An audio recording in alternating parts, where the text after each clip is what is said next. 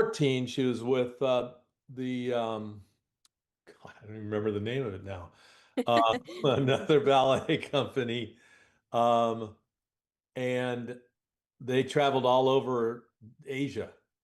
Oh, wow. And I had to go with her because she couldn't dance in China for a company that was getting paid because she was too young to get a work permit. Oh, gotcha. So That's crazy. a parent had to be with her. So Yeah. one summer I spent, I think eight weeks in Asia traveling around with a bunch of dancers. I'm not a dancer. So you understand my pain. Yeah, right Yeah. now she's dancing. She's auditioning for a new company that's connected with like MSA talent agency. So we had to update her headshots and everything. So she's in there. Her audition officially starts at 5:30. So hopefully she Woo. does well. Yeah. Exciting. Yeah. So thank But you for letting us go first. of course.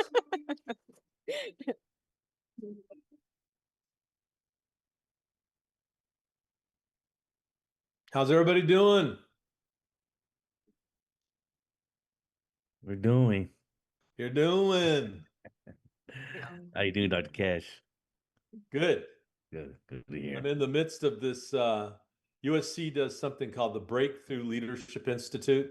We do it every summer. And I left my district that I'm facilitating and to come home to teach this class, to be here for you. Thank you. But as you'll hear soon, I won't be here for you in 2 weeks. We're going to not have class 2 weeks from now. But I'll wait for everybody to get on because I'm going to be in Nicaragua. I remember you told us. My wife said, I said, well, I'm going to teach from Nicaragua. And she said, no. Don't enjoy your time over there. Yeah. That was it wasn't a request. It was a statement. There it is. Happy wife, happy life. That's how it goes. Yeah.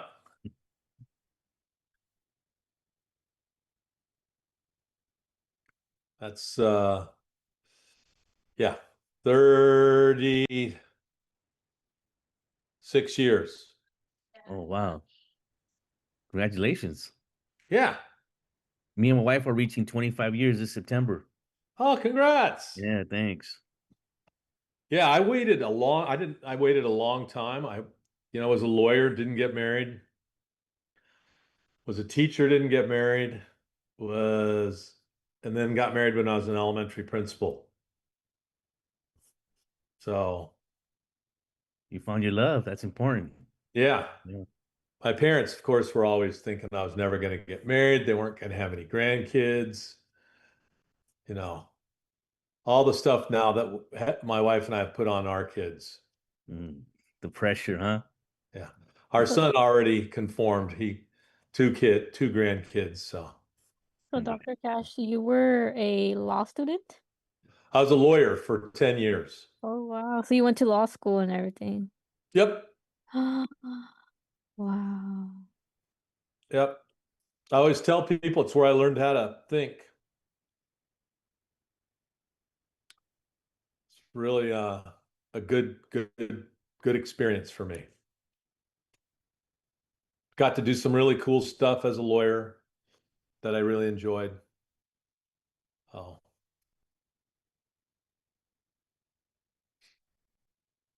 Got to work with a very famous lawyer named Jerome Labar on a massive nationwide prison reform project where he was kind of like one of the first guys to really look at pipeline to prison issues. Oh, wow. And this was almost 50 years ago. So that kind of gives you no, it was 50 years ago, was it? Close, yeah. Oh, Man, God, I'm old. that's cutting edge right there. You're talking It about was. the 70s, right? He was the guy. I mean, he was fearless, dude. It was cool to be associated with him for a short period of time. Okay, it's 5:03. Erica Lopez's group is going to start us off. But before we go, I want to address anyone in the room. Are there any issues, any concerns, anything you want to share, anything I need to know? We're missing a couple of folks. Hopefully they'll show. And I'll probably say it a couple of times tonight, but I'll just let you all know 2 weeks from now there will be no class. So, any questions for me?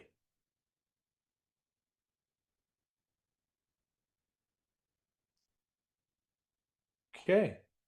Well, we're gonna go with the Sage, George, Erica, and Alejandro group. Who's gonna share their screen? Do you guys want me to share? Cool. Yeah, thanks, Sage. I will share. All right. All right. All right, Erica, if you thank want to get us you. started. All right, thanks, Sage. So I know we're all really familiar with this case study, well, the K-12. So I'll kind of just put it into perspective a little bit. So myself, Sage, Alejandro, and George, we are going to present on the building teacher capacity without increasing initiative fatigue.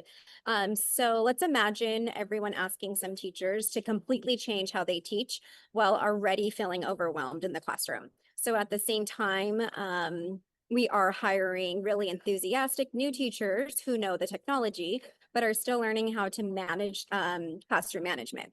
So let's kind of, in the perspective of the assistant superintendent of human resources, it's their responsibility to simply not provide professional development, but to strategically build the capacity of the educators while protecting the morale, honoring the teacher experience, and improving the student learning. So today we're going to share an internal professional learning plan that can accomplish that.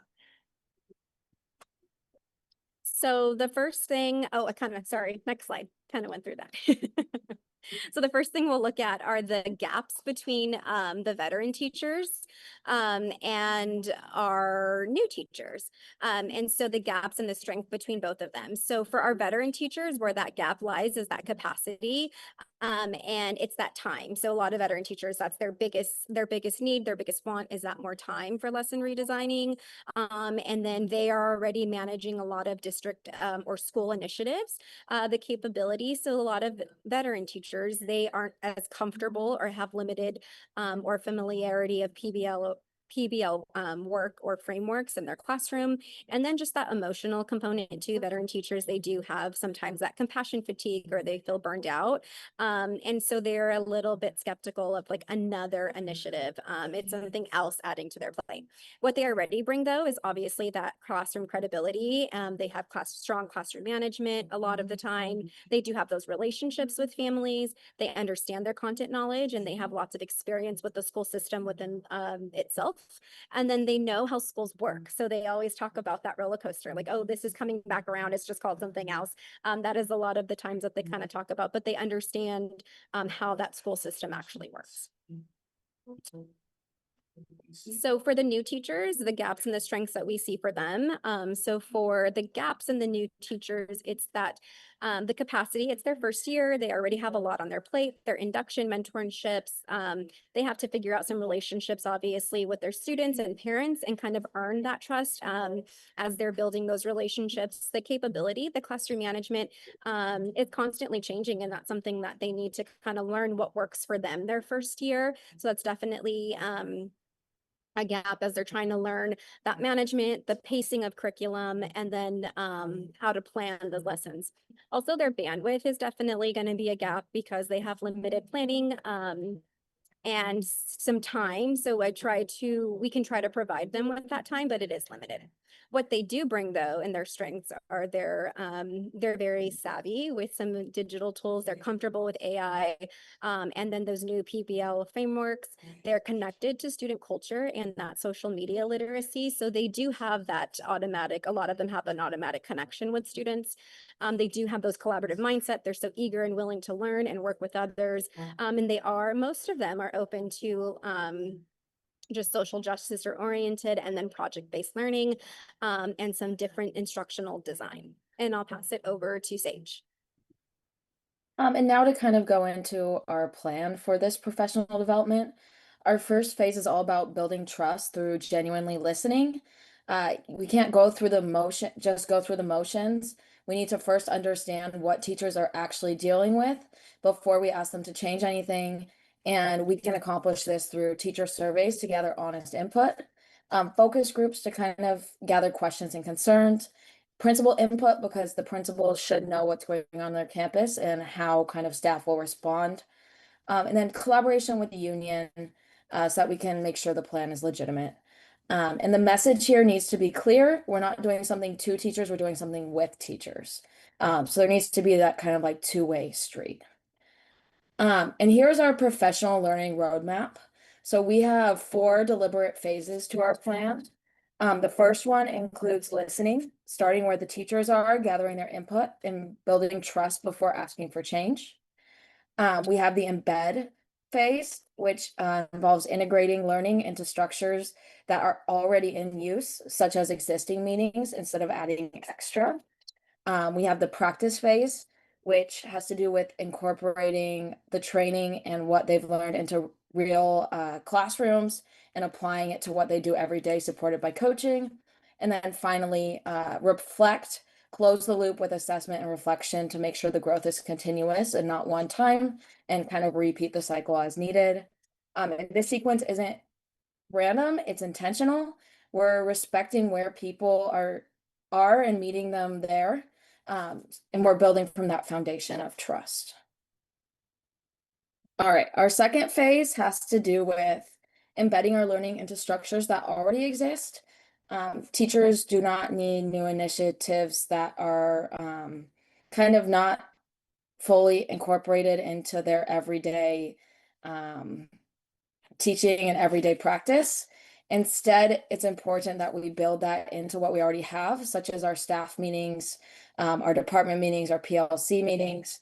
So staff meetings would be where the foundational topics are covered. It's important to start with the generational differences between veteran and new teachers and what each experience level might bring to the table.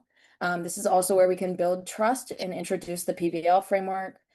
We can cover the technology integration and classroom management, and walk through kind of curriculum planning for project-based learning. And then departments and PLCs can take that background knowledge and go a little bit deeper into their context, unpacking what was covered in the staff meeting, planning units together by subject area, looking at student work to make sure pacing and rigor are at the right place, and kind of build that shared toolkit of resources and templates. And then finally, we have our job embedded learning in action. So real learning is what happens in classrooms, not just in conference rooms or meeting rooms. So this phase finally puts teachers together in the actual instructional setting with students. And this is done through peer observations. There's a structured protocol in which teachers observe other teachers, not just veterans observing new teachers, but vice versa as well. This builds transparency and creates kind of a safe space where people feel welcome in each other's classrooms so that we can learn from each other. There's the idea of collaborative planning, mixing of experienced teachers with newer staff. The veterans can bring the more deep content or curriculum knowledge. The newer teachers can bring fresh ideas and current approaches.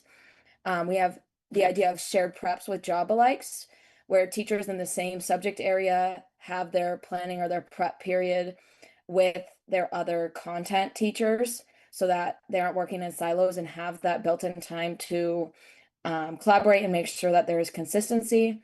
And then finally, demonstration classrooms. This has to do with highlighting a few classrooms as kind of models where PBL is really active and tech integration are going well. And this kind of makes that excellence visible and gives teachers concrete examples that they can replicate, kind of just serves as a model for what others can build off of. All 4 of these structures keep learning grounded in teaching, and that's what makes job embedded learning so much more effective than just sitting in a meeting. And I will pass it on to George. Yes, thank you. So now that like we talked about like building professional learning like into the school day instead of like adding more meetings, right? Getting outside consultants. Like now it's like who's actually leading the learning, and that brings like the power of two-way mentorship. One of the biggest, like I think, mistakes that I see or that we see is, districts make it like make it like immediate looking out like outside of the organization for like different consultants or whatnot, different meetings to present for PDs.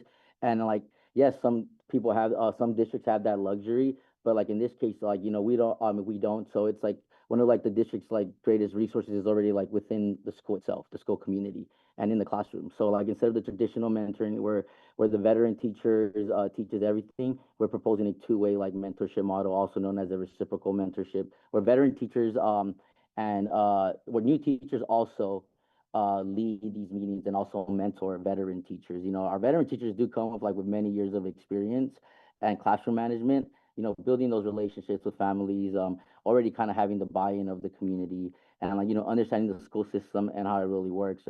So like those are skills that like simply that they come with a lot of experience, and it could also be taught to these new teachers. But on the other hand, like our newest teachers, bring in strength like that many veterans teachers may not have the opportunity to develop, such as like technology, understanding new technology platforms and keeping up with like this digital age right now that we're in. Like AI tools, project-based learning, that they also have stronger understanding of these different classroom resources, or even just like a resource to have as a teacher, and they could kind of guide them through it, like developing their digital literacy. So instead of like one person always being the expert, both teachers become mentors and learners at the same time. This creates a culture where like, teachers learn from one another, they build trust as a group, and, develop leadership skills as well. And I think this also like, develops the confidence of our newer teachers. You go to the next slide. And like holding monthly PLCs, small wins, big impact. Once those like mentoring relationships begin, it's like now we need to start structuring. Like, what do we need to keep the structure that keeps the collaboration going? Because sometimes we just kind of stop, right? We get comfortable as a semester goes on. Obviously, long hours and whatnot. But the goal isn't just to create another meeting every week or every other week, however we're going to meet with how we're going to have our teachers or our grade level groups meet. It's like to make these meetings like where teachers are already attending more meaningful, getting collaborating in meaningful dialogue and prepping and making sure that they're ready for their students. Like as teachers work together to design at least like they can work together to design at least one project-based learning lesson during each cycle, instead of every teacher reinventing the wheel, right, every year. And this could be like a constant, this could be put in a digital folder, a Google Drive or whatnot, so it could be constantly used as some teachers move on to other grades. Like next, they'll analyze students' work together, to look at real student projects, discuss what's working and what's not, and like identify areas of improvement, like, and make instructional adjustments together, rather than like it being like isolated, and one grade level teacher within the same grade level is just doing their own thing and just going in their own pace.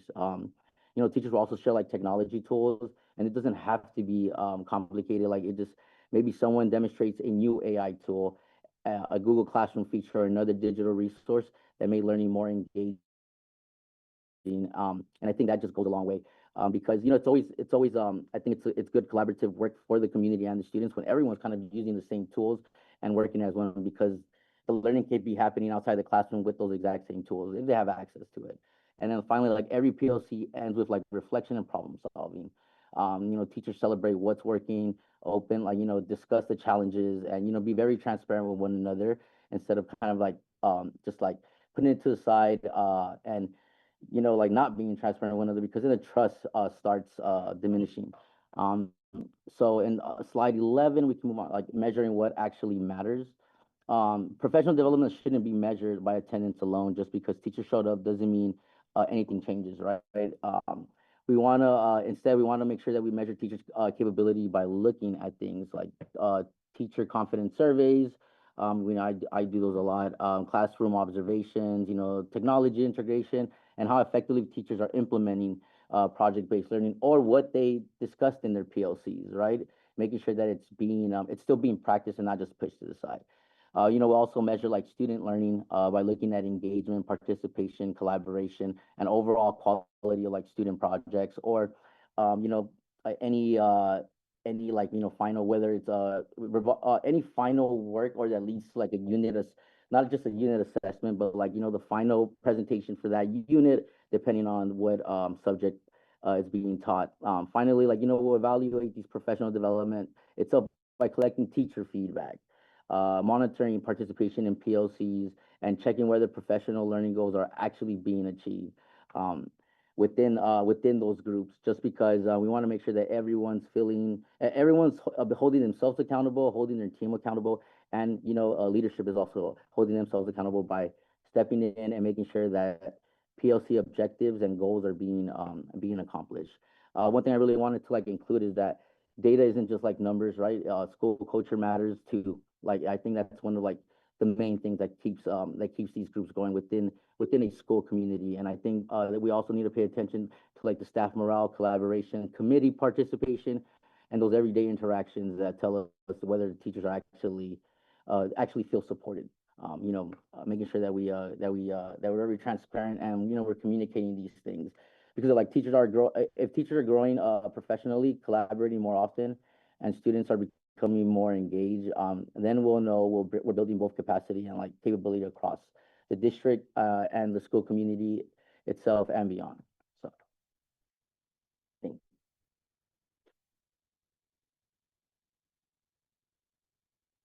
Okay, so I think Alejandro's internet went down. We text him, so Oh, okay.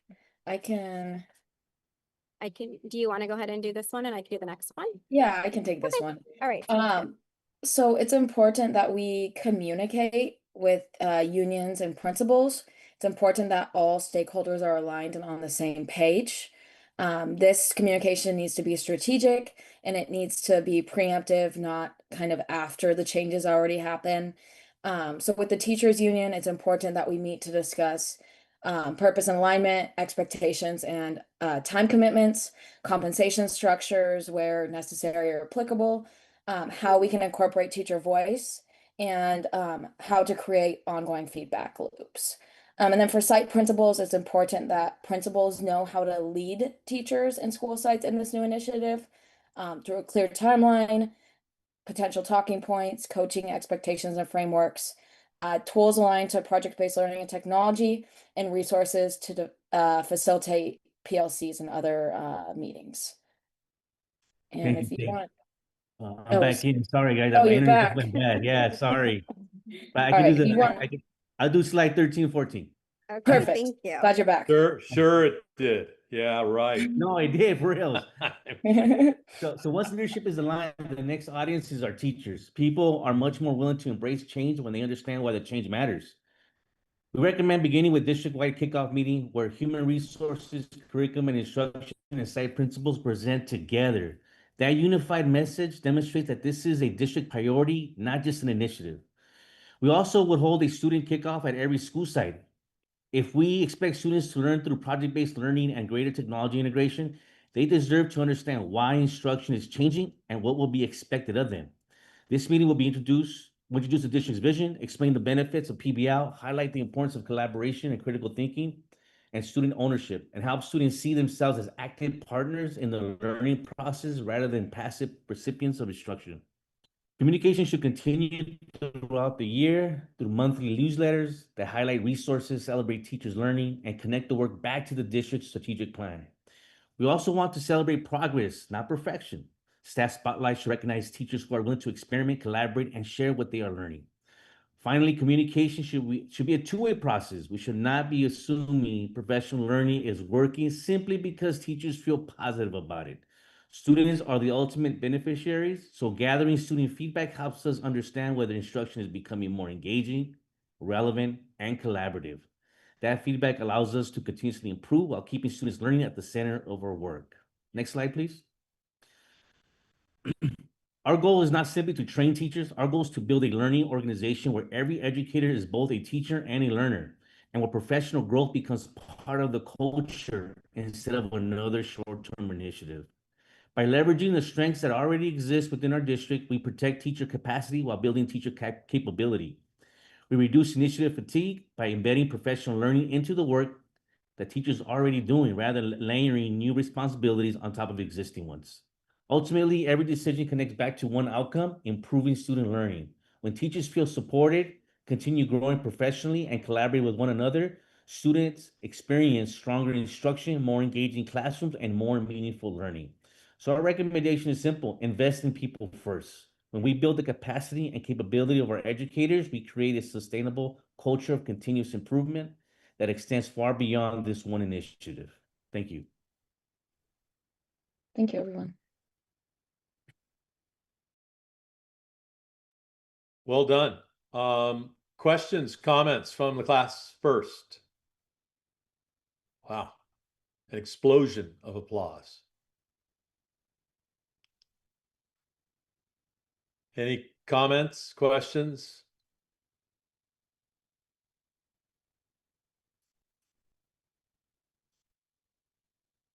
Okay, here's a couple of nuggets I took away. One of the things that you recognized was the need to make sure your principals know what to do. You know, I've led principals for like 18 years as a superintendent and as an assistant superintendent. And often in PD, principals were the weakest link. So making certain that they know not just the stuff, but how they know how to lead the implementation is key. Also was really glad to see that you guys have staff meetings actually for content as opposed to just for administrivia. Nothing more demoralizing than to go to a big meeting and have the administrator just read from a list of things. Do this, don't do that, now do this, etc. Then I really liked at the beginning you recognized that veteran teachers are already doing a whole bunch of stuff, and it's not like new teachers aren't doing a bunch of stuff now as well, with induction, mentors, etc. So well done, good job. Next group is going to be the Laura, Diana, Thaddesia, and Susan group.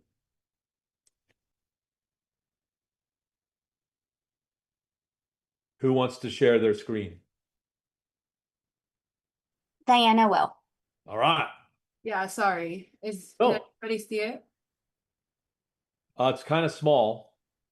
Okay, how about now? There we go. Okay. The day show will get us started.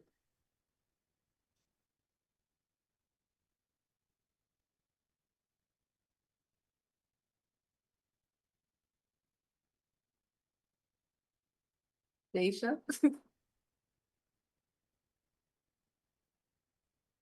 Uh-oh. Okay. If not, we can just kind of kickstart. I'm not sure if her internet's working, but She's here. She's just got her camera and mic off.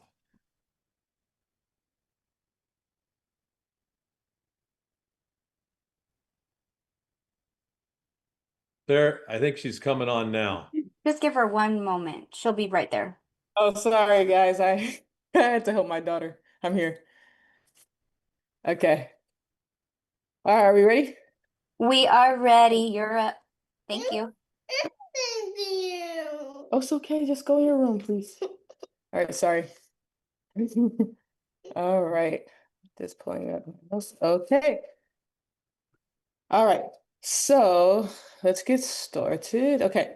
So our presentation, it focused on how ABC University can improve employee retention just by building employee capacity and capability. And so I'm just going to begin just by discussing some of the core human resource failures that contributed to the division's 40% turnover rate. And so after just reviewing the case study, we found that it was very clear that the turnover rate wasn't caused just by one issue, and it resulted from multiple HR failures that prevented employees from growing, developing, and seeing a future within the organization. And so within, excuse me, so within that being said, one issue that contributed to the 40% turnover problem was that there was no upward mobility. And so, people are more likely to stay when they can clearly see that they have another opportunity or an opportunity for growth. And so, exit interviews and climate surveys consistently reveal that there's a lack of career development opportunities for these employees. And employees did not, see a clear path within the division. And so that was something that really contributed to the failures. And another thing that we saw was that there were untrained managers. And so mid-level managers, they were promoted into leadership roles without formal leadership training. And so organizations, they often promote great employees, but they forget to prepare them to become great leaders. And so we just wanted to reiterate how like the strong technical performance does not necessarily automatically translate into effective leadership. And the managers lack coaching, communication, and just employee development skills as well. And then lastly, we want to point out the reactive HR. And so HR, they address problems only after the turnover, became like a crisis. And so exit interviews identified that issues should have been addressed much earlier, and that there should have been, departments should have just really focused on, retaining the talent and not just replacing it. Next slide. So some of those root causes of the failure. And so one was there was no career pathway. And so again, we want to reiterate that employees stay where they see a future. And so the employees, they could not envision long-term career growth.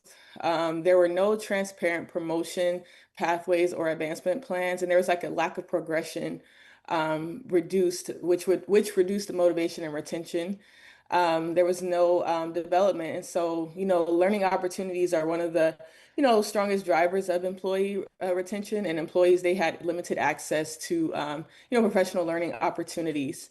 And then lastly, there was no coaching. And so employees who feel supported by their supervisors are more likely to remain within an organization. And so the managers, they weren't like equipped to like mentor, develop these employees just because they weren't properly trained. And then employees just receive limited guidance, recognition, and then just career support to advance. And then lastly, there was no strategy. And so the talent management could not, they should have began on day one and not just, randomly trying to, grow, the employer once they found out this was an issue. And so they lacked formal talent and management strategy. All right, next slide.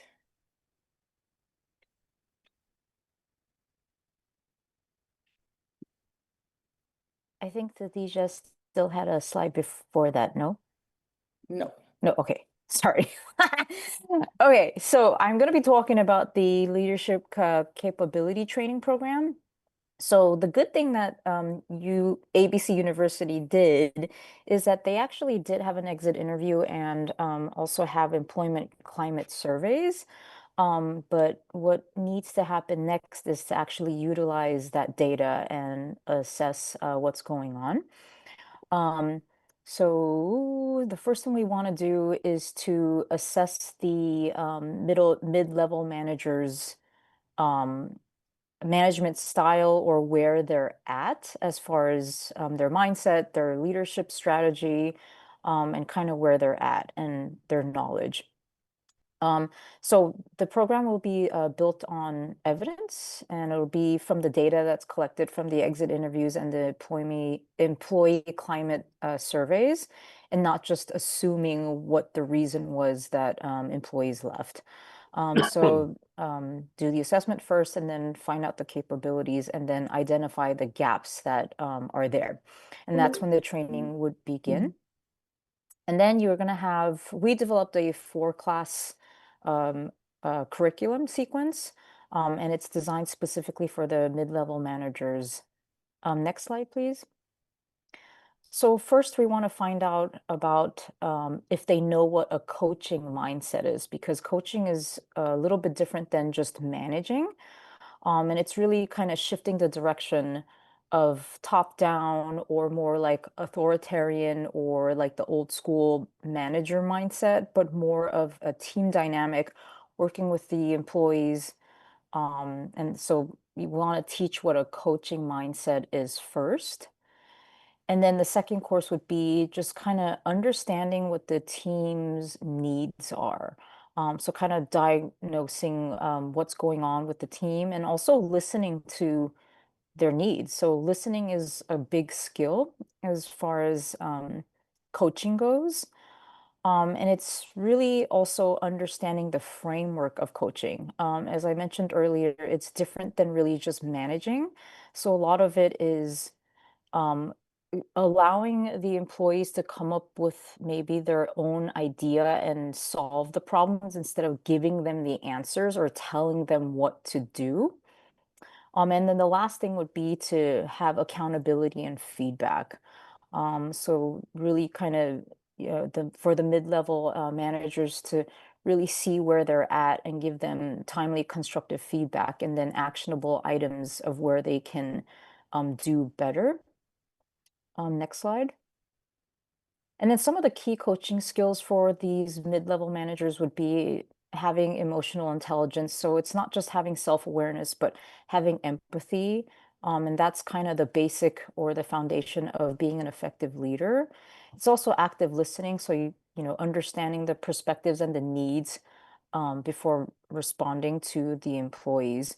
Asking open-ended questions. So then that kind of allows the employees to really critically think instead of asking them yes or no questions. And that also develops self-discovery, and then they'll able to come up with their own solutions as well. And also delegating. I think this is one of the hard things that managers have is actually delegating certain tasks or leadership roles that maybe the employees can take on, and also understanding the strength of what the employees can offer and help develop those skills. So again, instead of directing the task, try to delegate, and also creating a safe space because it's a team dynamic. So building trust and working collaboratively as a team is really important. Next slide. And then the last thing would be for this to be reinforced and kind of stick and practice more of the coaching skills is to have a 30-day, 60-day, and a 90-day plan. So the 30-day is really like check-in early application, just seeing if they're able to apply these coaching skills. And then the 60-day would be like conflict resolution, supporting them. And then 90 days would just be translating the high-level division goals and having, again, measurable actions. And the next part we would probably talk about is just the talent management and the career progression. So Susan kind of hit a lot of the way it's done and everything, but I'll provide more of the concrete ladder. So I don't know how to. Okay, there we go. So the career ladder. So we start off with the academic advisors. So their entry. So we'll look at number 5. Their definition is the defined caseload learned core system supported by supervisor, and this will be introduced at the moment they become any level, so they can see that there's opportunity of growth. Along with that, as an academic advisor too, so they can have more of like the risk management, crisis cases, those type of situations that arise. And then we'll have our senior academic advisor. They have specialty areas when it comes to advising. They mentor. They're the ones that run the mentorship program. And then we also have a lead advisor. So they're the ones that supervise the team, lead projects, and cross unit work. And the assistant director is just focusing on personal budget, unit strategy, and just maintaining operations. And with that, and how the ladder works is basically, like I mentioned, we'll be publishing ways that you could advance.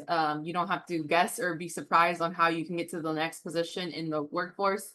And with that would be continuous feedback. So the APRs or annual performance review should not be the first place that employees is getting feedback, because that does not promote like a healthy culture for them. It actually would harm them in the end. And then I thought something unique would be an internal first hiring policy. What that means is if there's qualified internal candidates to apply for a position that's above them, we would do a search with that first. And if it doesn't end up working out, we would provide feedback and reward loyalty and growth. And that would promote some retention. And you don't want to just not give someone the promotion and not explain why, because I think that often people are awkward about that and provide hurt feelings. And I think it would actually make them have more respect towards the leadership. And that's where I mentioned the developmental feedback for all. And then the structure behind it is advisor-specific onboarding, so a dedicated roadmap specifically for them, competency framework. So basically, once again, matching the division, the way that everything's ran Now that we have a ladder, we can have different people in different areas that promote this. And then clear advancement criteria, like I mentioned, what does it take to get to the advisor two position? What does it take to become an assistant director one day in this role? And I'll pass it over to Laura. Thanks, Diana.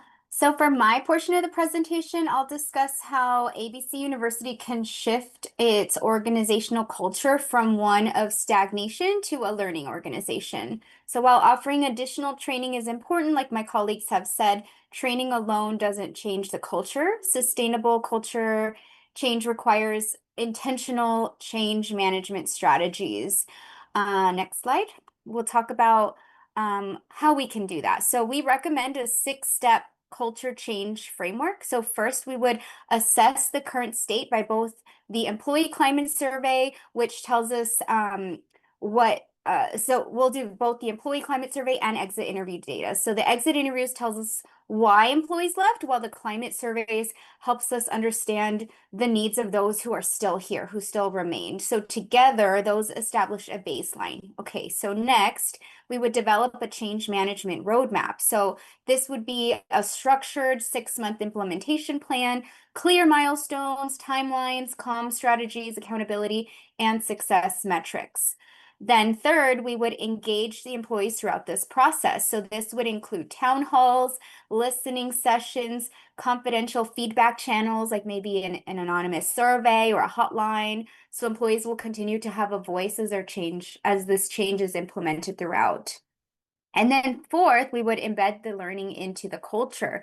So professional development would become part of the employee's experience, not something that just happens occasionally. So we would have IDPs, mentoring, we would incorporate this into the annual performance reviews, and transparent career pathways. Fifth, we would secure org support and resources. So one thing that's big is we would partner with finance and senior leadership to ensure that there's essential necessary budget for a lot of these things. Like even though they seem like they might not cost money, time is money. A lot of these are administrative. Their tools are required. So we need to make sure we have budget for it, technology for it, and things like that, both short-term and long-term. And then finally, we would measure progress. We would measure progress by tracking employee engagement, retention throughout the course of the duration, promotions, manager effectiveness, and participation in said programs. Okay, and so then we would also, a little bit more about these, I won't go too much into detail, but IDPs, individual development plans, as regular career development conversations. Managers should be trained to not just manage, but also lead and coach, both peer and cross-level mentoring programs. And then, as I mentioned earlier, APRs, annual performance reviews, should have a mechanism for development too.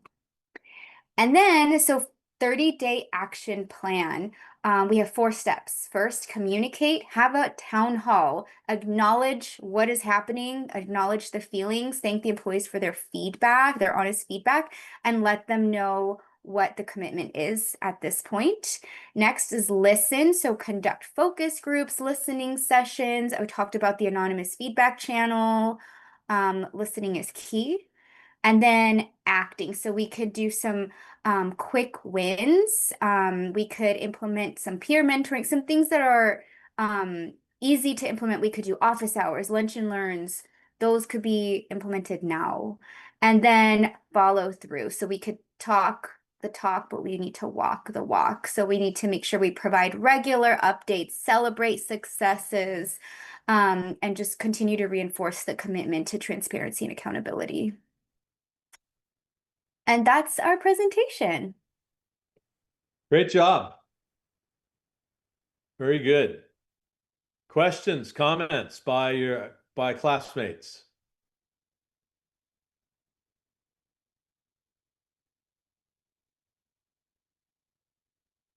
I'll just say that I liked your guys' 30-day plan in the listen, communicate, act, and follow through. I thought it was very similar to actually our roadmap that we had in our presentation. Just different names, but essentially the same steps. I think we're thinking on the same page, K-12 higher ed. So I thought that was good. Agreed. Couple of things I want to point out right off the bat. Great employees are not always great leaders. Sometimes that's hard, but you got to remember that.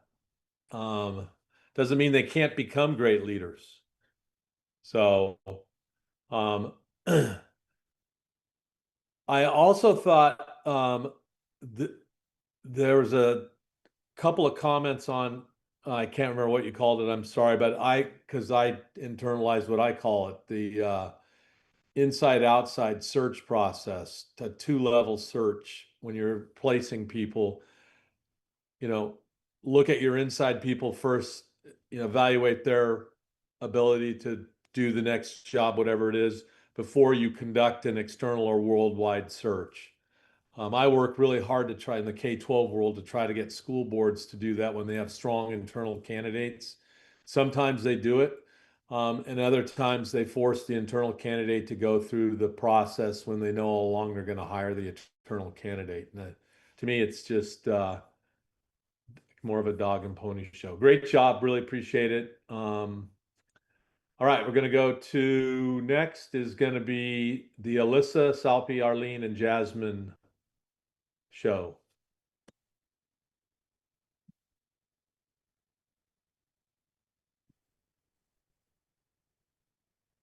It is a show indeed, friends.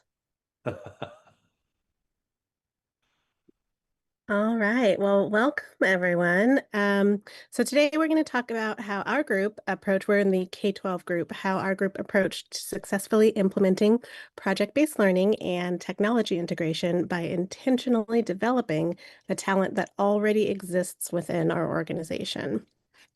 So we are acting as Assistant Superintendent of Human Resources, and we're responsible for creating conditions that allow employees to grow throughout their careers by investing in professional learning, leadership development, and collaboration. So basically, we're trying to build a workforce that is both capable and supported.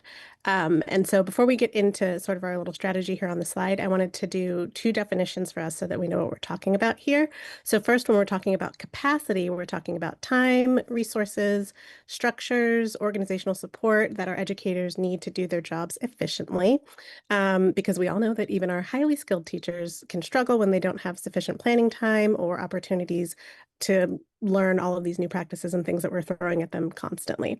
And the second is capability. So that's going to be referring to knowledge, skills, and confidence that our educators need to perform their work well. So basically, do they know how to successfully implement the new instructional practices? And so here you can see our needs assessment identified two different groups of educators, and they each have different strengths and different professional learning needs. So our veteran teachers have a ton of instructional expertise. They have strong classroom management skills, deep knowledge of curriculum, valuable relationships with students, families, community, but they are experiencing initiative fatigue. They're not necessarily resistant to the change, but they are overwhelmed by the constant introduction of new initiatives. And a lot of times they're saying they lack the time that they need to learn or implement another additional instructional approach. So their primary issue seems to be one of capacity. And then along with targeted capability needs related to the project-based learning and technology integration. And then on the other side, we have our newer teachers, and they're enthusiastic. A lot of them are comfortable with technology. A lot of them have already come into the profession with experience in project-based learning. And so it's not really like a motivation thing for them. It's more about experience. So they need more support developing classroom management, instructional pacing, and navigating the complexities of teaching. So these are going to be a little bit more of the capability-based things. So what we did is rather than just asking like, what do teachers need, we shifted our conversation more to what strengths already exist within our organization, and then how can we leverage those strengths. So by leveraging our internal expertise, we're trying to reduce initiative fatigue, increase teacher ownership, and create a sustainable model of professional learning that we can use long past the implementation.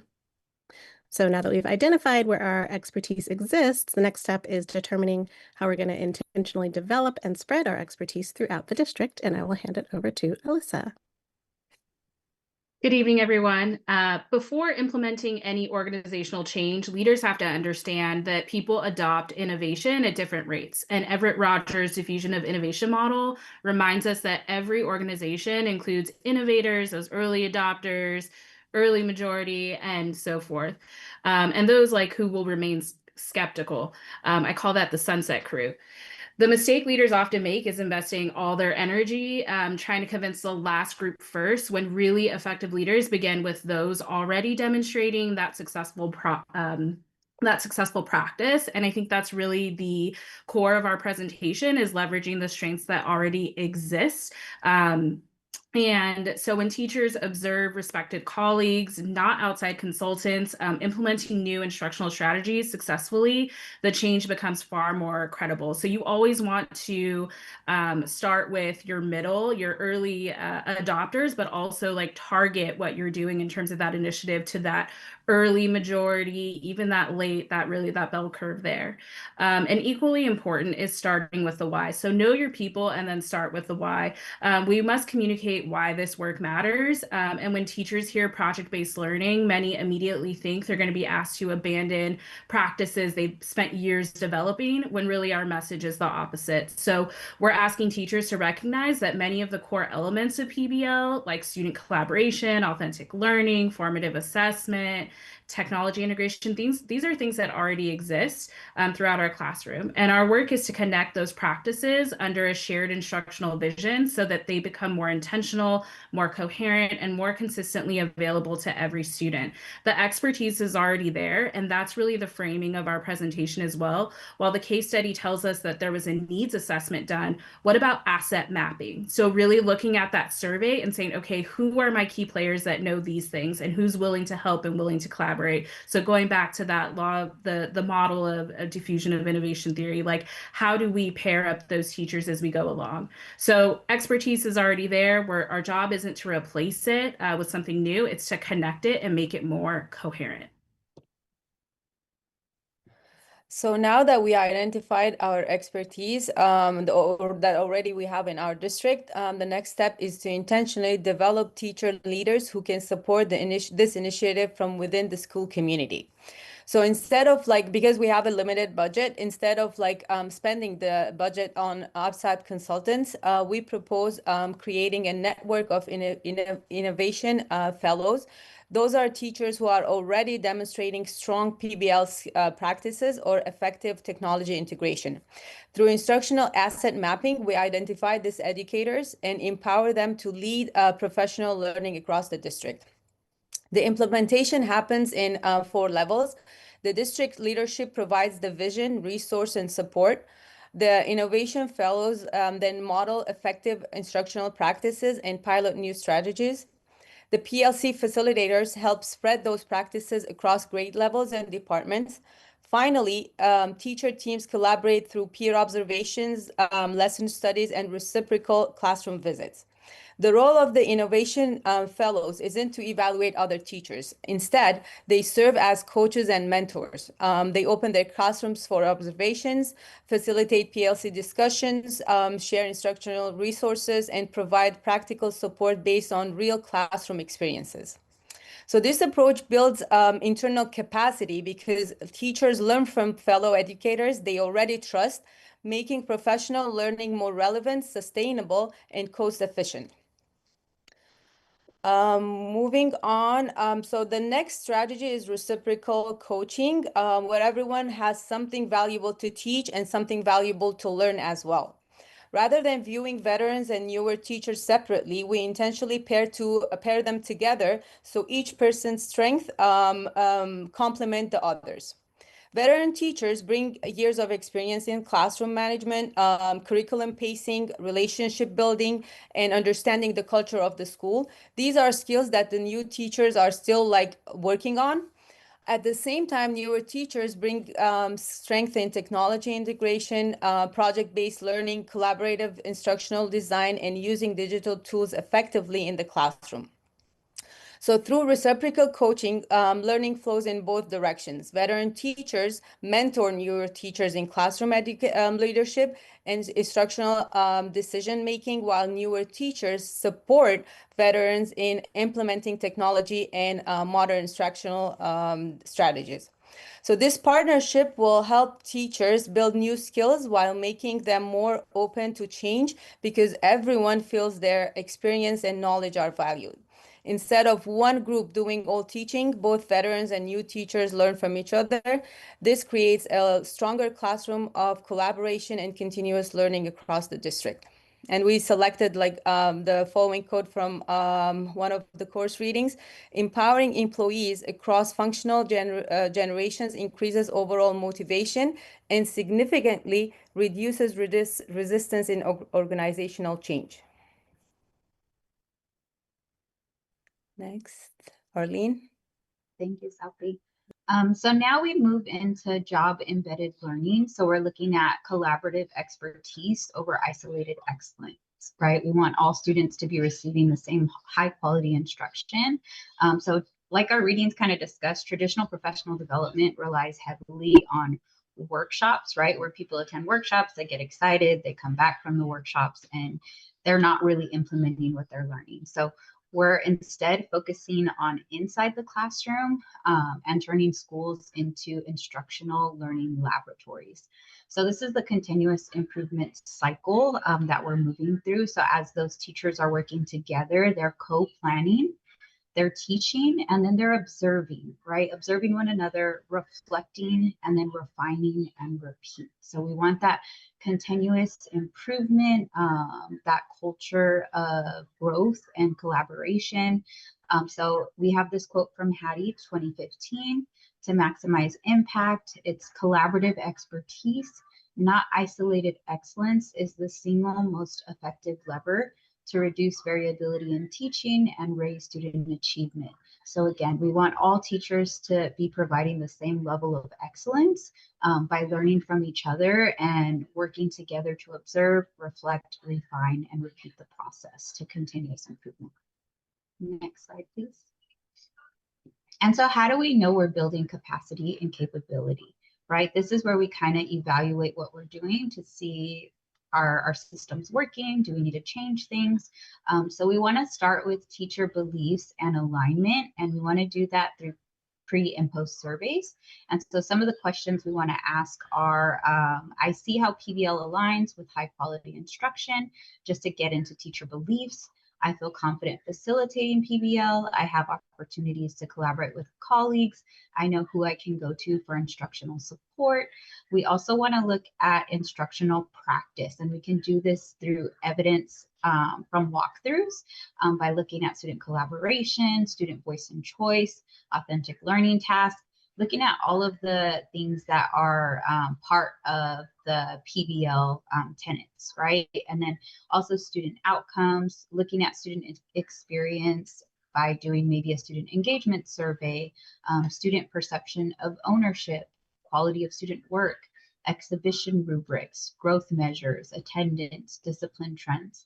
And then we want to look at organizational capacity. Have we increased the number of teachers capable of leading this work, right? We don't want to rely on the same teachers to do the same majority of the work. We want to make sure that we're actually building capacity. So are there more teacher leaders identified through asset mapping, number facilitating PLCs, number serving as peer coaches, number of model classrooms, and then a teacher leadership pipeline to again make sure we're building that capacity and making sure we're building more leaders throughout this process. And then so building shared ownership. So this kind of takes all of those things together, right? From that collaboration, from buy-in to co-ownership. When we lead together, our students thrive. So this really comes from the administrator, right? The big piece of how the administrator kind of keeps these things moving. And by number one, we create a shared instructional vision, which is high quality learning for every student. And this shared vision has to be created with teacher voice. So teacher voice with the shared vision, teacher voice with the entire process of what we're doing.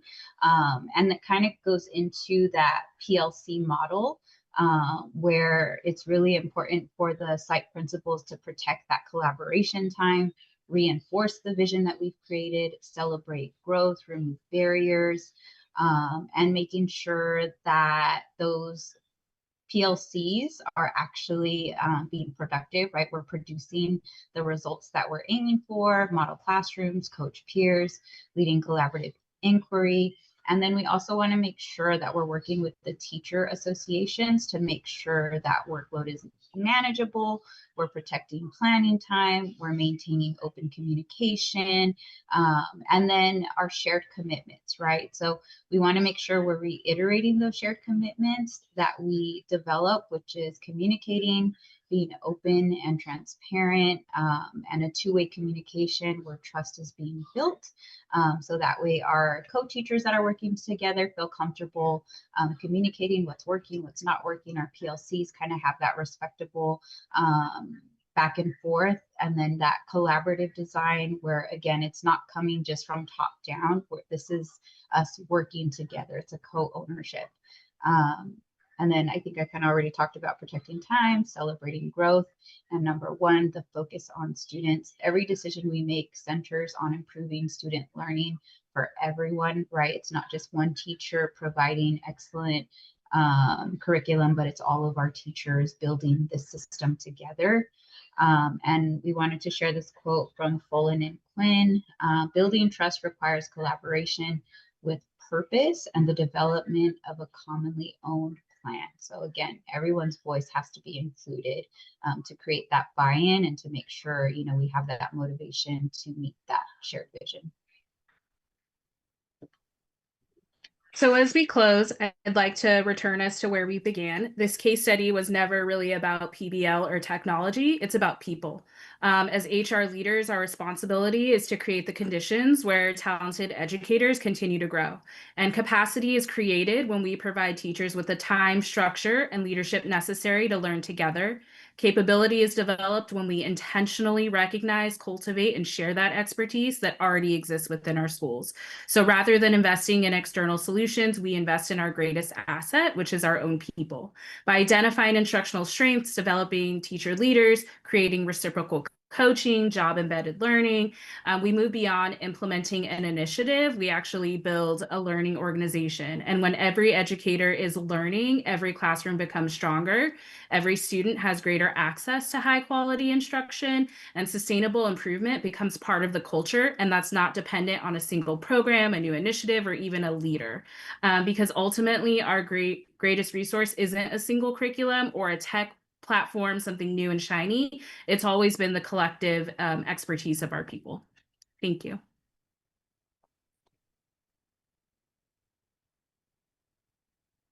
Well done. Great job. Questions, comments from your classmates? I really like the collaboration effort and the instructional piece. That caught my attention. Like, even if I'm not in what's it called? K through 12, it was like something that I think would be really beneficial to incorporate in my job as well. So I did like that piece. Yeah, good. Yeah, thanks for ending with it's always about the people. Yeah, that's been a consistent theme so far. I'm really happy to see that there's a strong understanding of that. It's never about the stuff. It's always about the people. That's why we're educators, because we're people. We like to be around people. We can't ever forget that. No matter how cool our little, thing we come up with is, it's really about people. So great job. All right, so onward. We're going to go Edwin, Karen, Charity, and Brandy. Who's going to share their screen?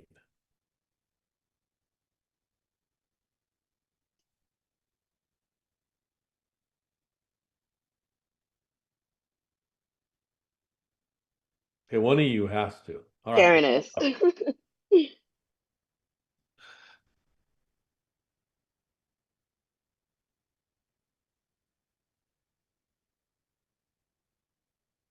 Okay, and of course, I'm still muted. All right. I think Charity, you're going to get us started. Yeah. So building on the case study that has already been introduced, our group approached this challenge from the perspective of an HR leadership team. As an HR leadership team, our goal is to build both capacity and capability among employees. We are thinking about not only what teachers need to learn, but also what conditions they need in order to learn well. This matters because every strong initiative can fail if educators do not have time, support, trust, or differentiated professional learning needed to implement them. Next slide.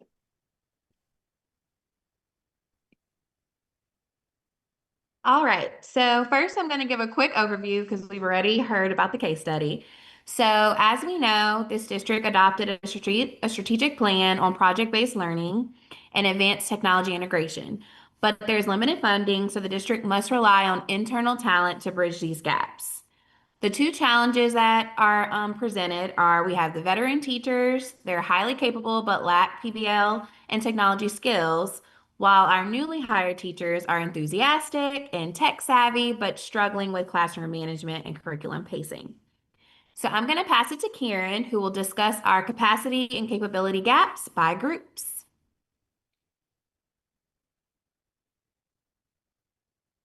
Okay, thank you. Yes, I know it's already been shared with us, but just a quick review of the vocabulary: capacity versus capability. Capacity being the time, the resources, the support, the emotional energy that's needed, and versus capability being that knowledge and skills that's needed to effectively perform one's position. But we're going to look at the gap between the capability gaps between veteran teachers and newly hired teachers. So for our veteran teachers, those capability gaps are limited or less interaction or understanding of project-based learning unit design experiences, less confidence with technology integration skills, and they need student-centered facilitation strategies because maybe not as experienced in the group work and the project-based learning. The capability gap with our newly hired teachers: classroom management and curriculum design and development, assessment, grading, and differentiation. So some of those skills that are built over time, they're going to have less capability than those veteran teachers. And then when looking at capacity, for our veteran teachers, we're looking at initiative fatigue from repeated reforms, limited planning time, increased workload, making sure that as we're adding on something new, we should be taking something away and not continuing to add on, but reduce trust that new initiatives will last. And then that capacity gap for our newly hired teachers, that first year overwhelming heavy cognition. They've got a lot to learn at school, in their classrooms, the community, and at the same time learning about the district and expectations. And they haven't built up their professional networks yet, so they might not know who to go to or know what all of their resources are.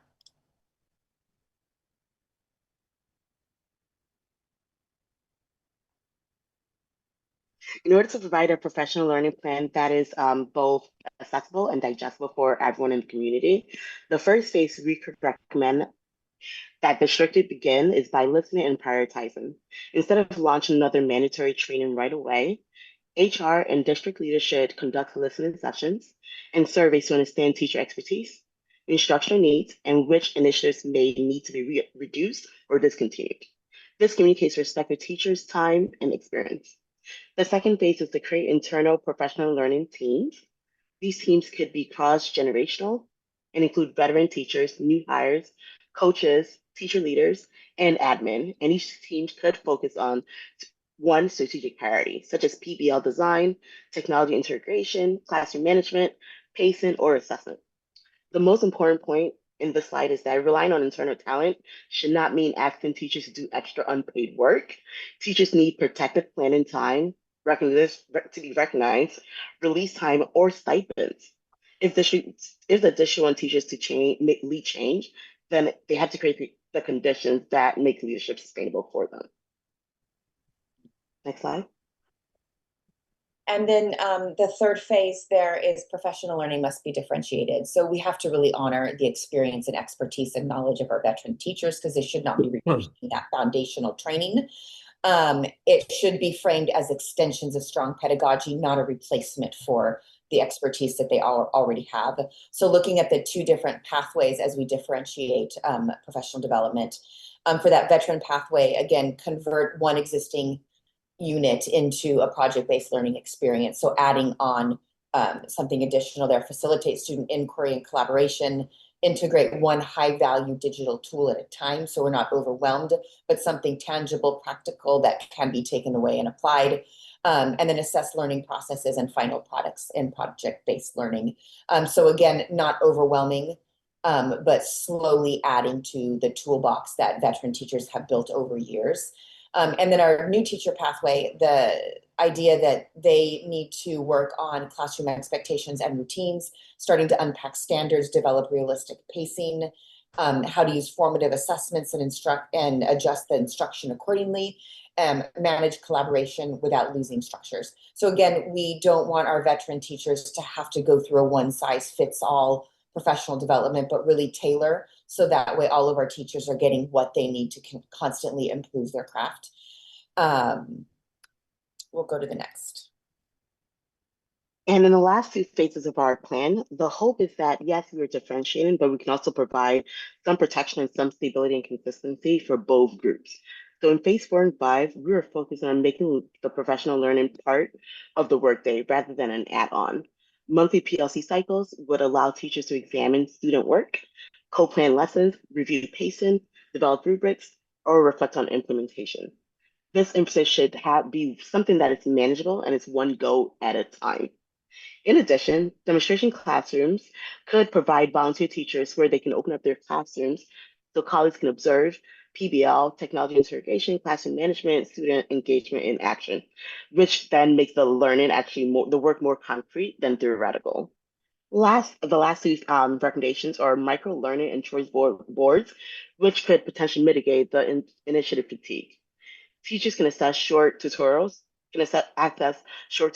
one-page guides, PBL templates, shared resources based on their needs. And finally, the district must protect collaboration time by redesigning PLC agendas, removing redundant meetings, and embedding mentoring and pause points. Professional learning should feel like support, not additional work. Next slide. And then looking again at leveraging those strengths, I think we've heard this from another group as well, but that reciprocal coaching model, really recognize that the expertise already exists within our staff.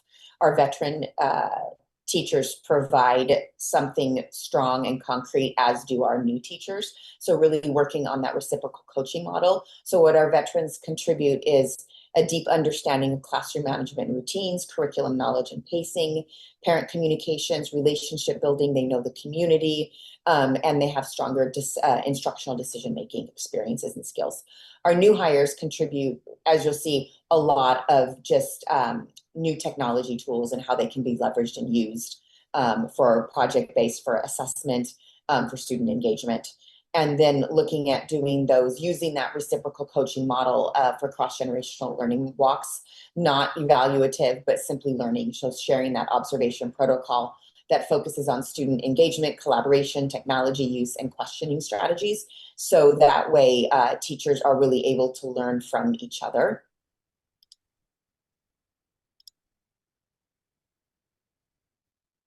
Thank you, Karen.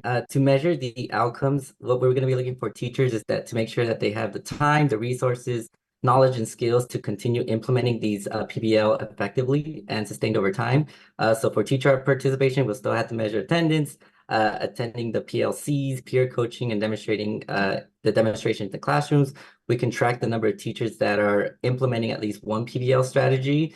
We're again determining whether the teachers have protected planning time and access to the resources for these manageable expectations. The teacher confidence will use pre and post surveys, reflection, coaching logs, and administrative conversations to measure that PBL design, technology use, assessment, pacing, facilitation, and classroom management. For classroom practices, we want to use non-evaluative walkthroughs to see if teachers are collaborating in lesson planning and or modeling and having project artifacts or student work to discuss. And then we're looking for evidence that teachers can facilitate this, the structured collaboration and access to the student learning. Retention, morale, and support, I think is one of the biggest ones that we recommend in the survey. I recommend is the culture and climate for staff to make sure that we're monitoring that new teacher retention, veteran teacher workload, and to assess morale. The biggest recommendation we would ask the admin to do is to use those listening lessons, PLC conversations, and individual check-ins to find these barriers so that we could determine if the workload or the time demands competitive, completing the initiative or the limited resources are preventing them from continuing this implementation of PBL. Project-based learning, and then we identify areas where if teachers need coaching, we can target them, if the modeling and or if they need more providing differentiated support for them. But we can conduct regular walkthroughs and follow-up conversations to make sure that there's protected time for them to continue on with building PBL instruction. Next, please. And then for student engagement, we want to make sure that the engagement through attendance, participation, behavioral referrals to examine whether students are actively collaborating and communicating with the group members to contribute to the project-based assignments. So then we can use these student conversations, focus groups, reflections to understand how students are feeling supported, included, and challenged. For the academic growth, we'll use those formative assessment, district benchmarks, the project rubrics. That does measure the content knowledge, but also looking to see if they're also combining that with that digital literacy stat. And then for the equity and data, we want to disaggregate the engagement, achievement, collaboration, and technology use data for the English learners, student disability, and other historically underserved students to determine if all students have access to to technology, if they're given the same opportunity to work and contribute in a group project. And then we're comparing the participation outcomes across student groups, classrooms, and school sites. And we're using this dialogue to identify the access barriers, unequal group participation for students who we want to make sure that they're being included in this PBL group projects. Next, please. All right, so now we're going to identify how we're going to communicate the plan to ensure buy-in. So first, there must be that transparent communication that we've all been talking about and a shared vision to improve student outcomes. It'll be essential to celebrate successes ongoing, making sure we have teacher feedback surveys to identify what's going well and what needs to be strengthened, recognition of teacher leaders for their innovative practices, and regular updates through newsletters or staff meetings. And then for the teacher union, it'll be essential to protect teacher planning time, ensuring that that teacher voice is in planning, communicating those expectations in a timely manner, including opportunities for teacher leadership and emphasizing the professional development's role in supporting student achievement. And for the site principals, it'll be essential to ensure clear implementation expectations and a timeline, offer coaching, training, and professional development, encourage principals to model continuous learning, and establish regular communication and feedback loops.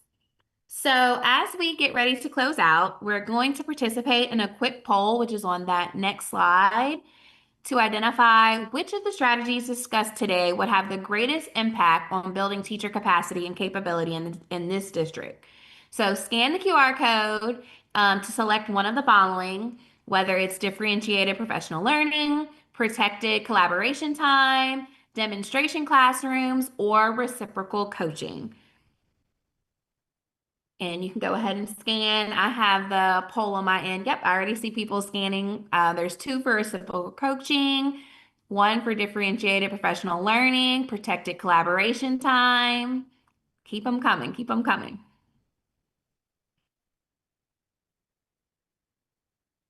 Oh, we have a lot for reciprocal coaching. 4 for protected collaboration time. All right, so as of now, it seems like reciprocal coaching with 11 votes received the most votes. So let's have 1 or 2 people share why you think this strategy would create the greatest impact for both veteran and new teachers. So reciprocal coaching 1. Is there anyone who would like to share out? Come on, 1 person. Anyone who chose reciprocal coaching?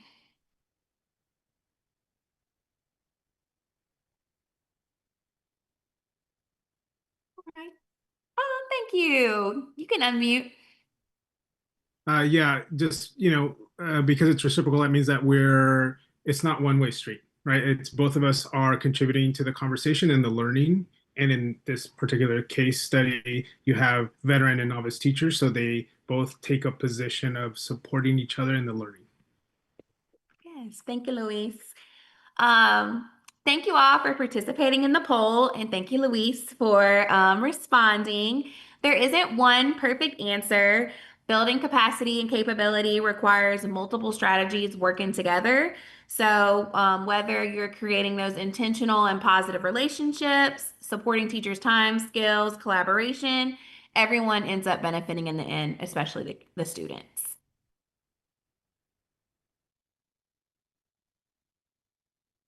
Great job. Thank you.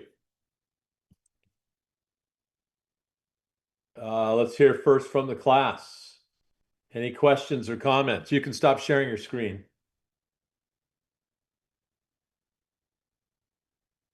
I really liked your recognition that initiative fatigue is a real thing and it's a valid thing. I thought that was a very useful thing because we often think about veteran teachers rolling their eyes and just being cynical, but there's a reason for that. Yeah, good.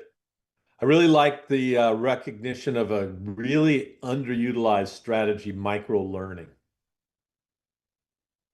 Micro-learning is a great way, particularly in multi-phase professional learning, to get a lot done. And it really emphasizes the individual and personal nature of professional learning. So really, really enjoyed that. And I also like the idea of sequencing the learning from, I don't remember what you called it, either like high priority to the next priority. That's especially for new teachers saying, hey, you got all this stuff happening. Here's what we need you to do first. And then we'll talk that through. We'll make sure that you're what good, and then we'll move on. So also enjoyed hearing about that. All right. Joshua, Daniela, Yang, and Liz, you're up.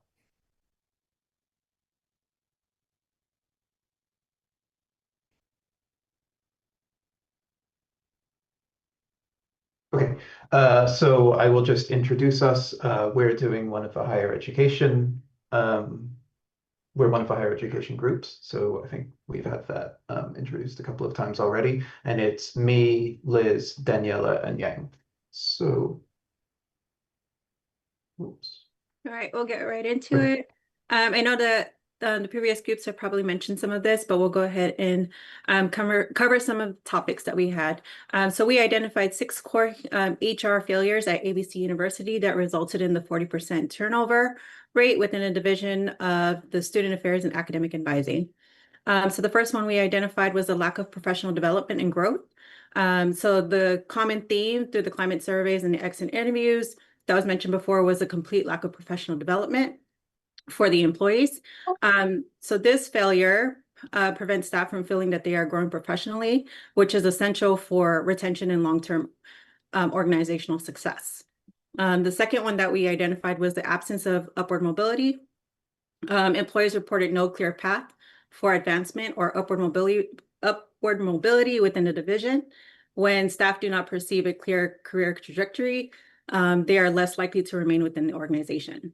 The third one was a non-existent talent management pipeline. The division lacks a formalized talent management pipeline, leaving no structured process for identifying and cultivating internal talent to meet future leadership needs.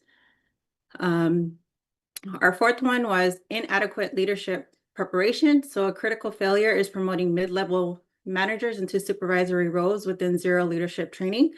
So they were promoting basically mid-level managers, but none of them had any type of leadership training. So these managers lack necessary skills that would lead the team effectively. And then the fifth one we also identified was the inability to build team capability. Sorry, because managers are not trained, they do not know how to coach or develop the capabilities, which is the skills, knowledge, and abilities to do the work well for correct reporting. And the last one we identified was the failure to address capacity and capability. So the organization had failed to prioritize building capacity, providing the necessary resources, time, and scale to perform the work, and capability, which is the skills, knowledge, and ability, both of which are essential to reducing turnover among the effective staff. Next slide. So what we did with that was we went ahead and designed a leadership capability training program, which is broken down into 3 different modules. And this is specifically for mid-level managers. So to address that 40% turnover rate and the lack of supervisory preparation, we identified, we created a leadership capability training program. So module 1 is called the Foundations of Capability versus Capacity. So managers learn to distinguish between capability, which is the skills, knowledge, and direct reports needed, and capacity, ensuring that the team has the resources, time, and scale to succeed. And that training focuses on identifying when performance issues has a skill gap versus a resource gap. The second module we came up with was creating upward mobility pathways. So that combats the complete lack of professional development that was reported. And that also creates a clear career trajectory for the direct reports that are needed. This also includes learning how to conduct state interviews and mapping out internal advancement opportunities. And then the last module would be the talent management pipeline, where managers learn to transition from passive supervisors to active participants in formalized talent management pipeline. Instruction focuses on identifying high potential staff and providing them with continuous professional learning to prepare them for future roles. And so the key coaching skills that were necessary is the capability assessment, the ability to audit team members' current skills, knowledge, and abilities, and design a targeted professional development plan to close those gaps. The second one would be active inquiry and listening. Moving from telling to asking, coaches must learn to use inquiry to help staff solve problems independently. This increases staff engagement and professional growth. The next one was resource advocacy or capacity building.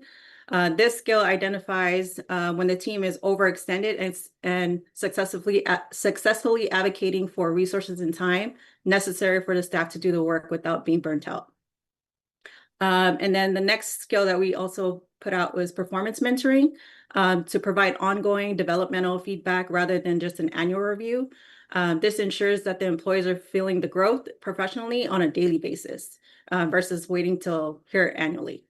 And the last one was career pathing guidance, acting as a career architect for staff by identifying how the current role builds the capabilities needed for the next promotion within the division. Next slide. Okay, so now I'm going to be looking, just as Liz did with the mid-level advisors, I'm looking a little bit at the entry-level advisors. And here we identified 5 main categories of, well, 4 really main categories of improvements for our institution.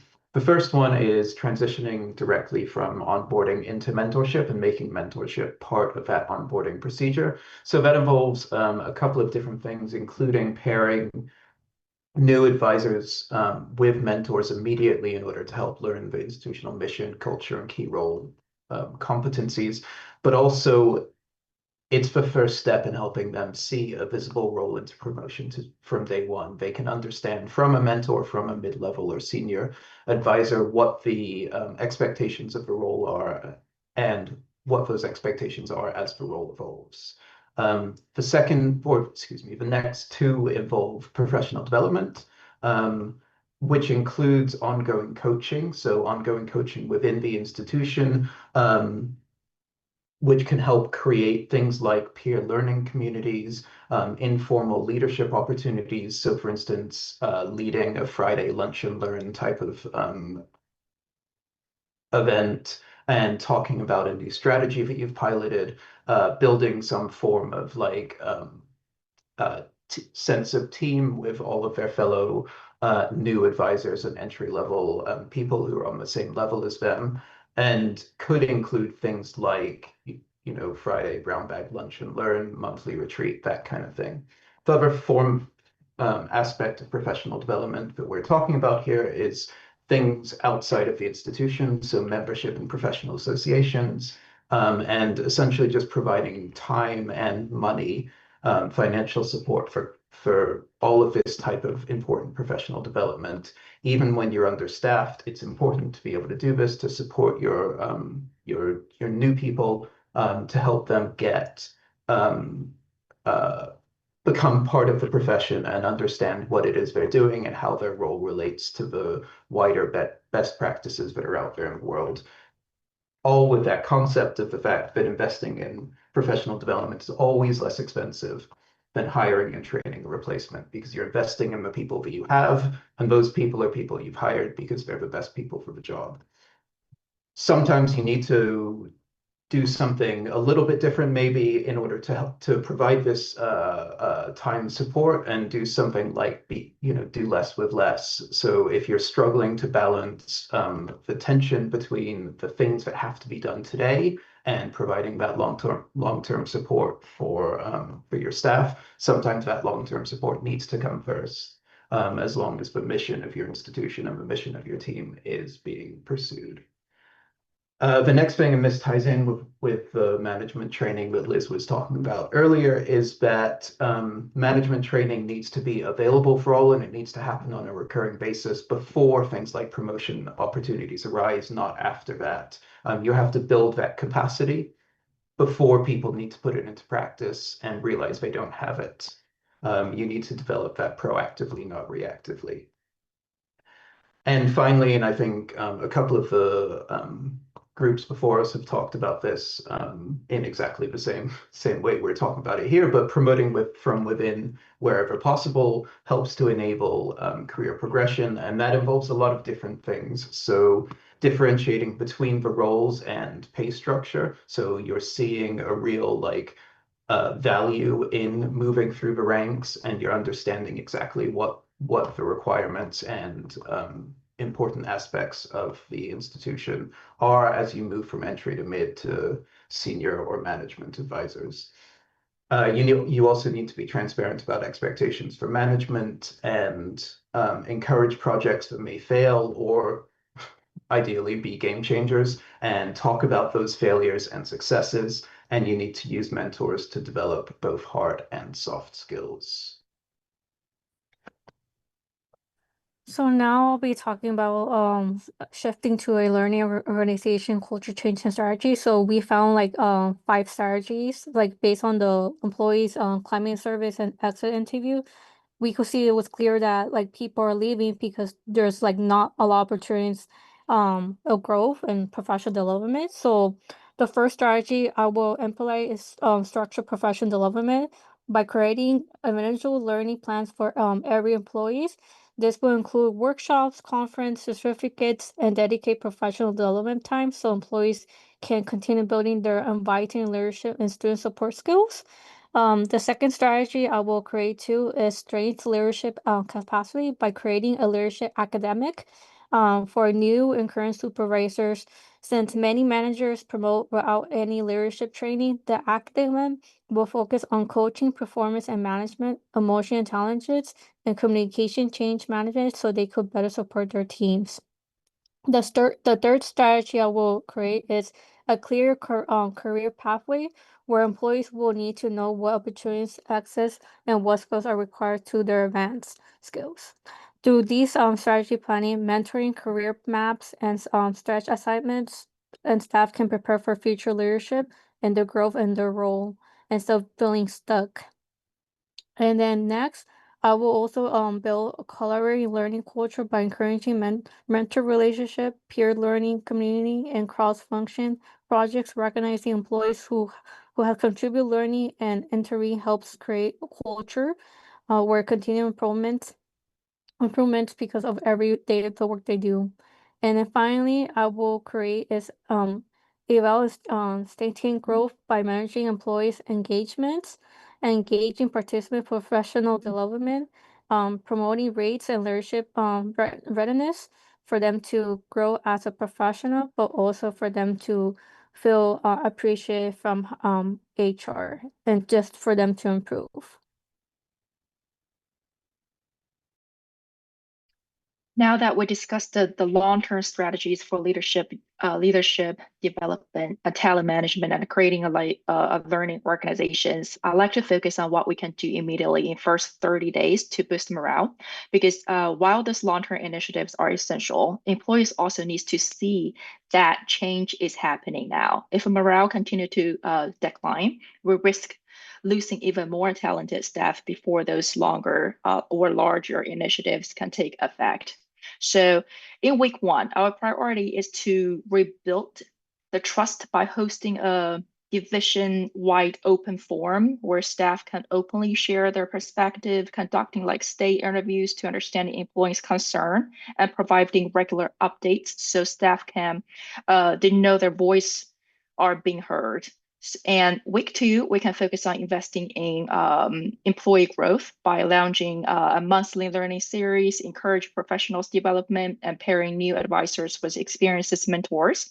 And for week three, we recognize and support talent by introducing student success champion recognition programs and having career development conversations to help employees see a future at a university. Finally, in week four, we can start strengthening leadership capacities by providing leadership training for managers so they can better coach, support, and engage their teams.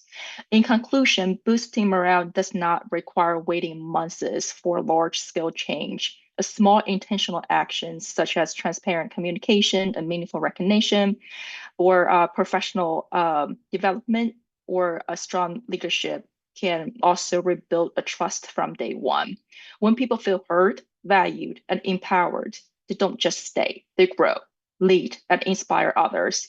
That's how we build a workplace where employees grow and students succeed. That's our presentation, and thank you all for listening. We're opening for all the questions. Great job. Questions, comments?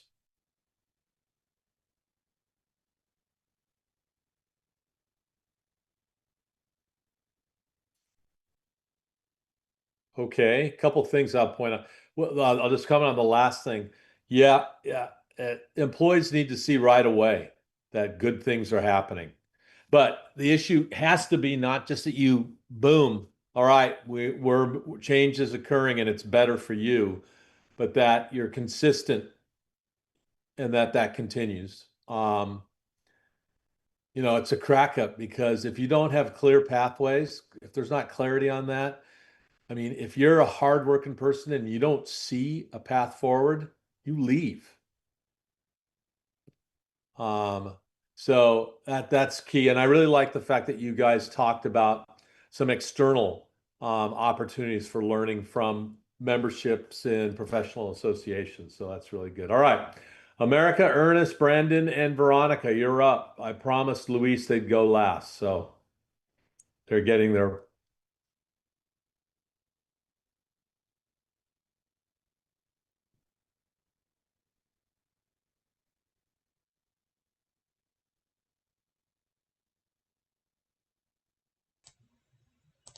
Okay, can everybody see that? Perfect. Okay. So we are group 6, America, myself, Brandon, and Veronica. We're going to be going over building capacity and capability, something that none of us have talked about today. So I'm excited for you all.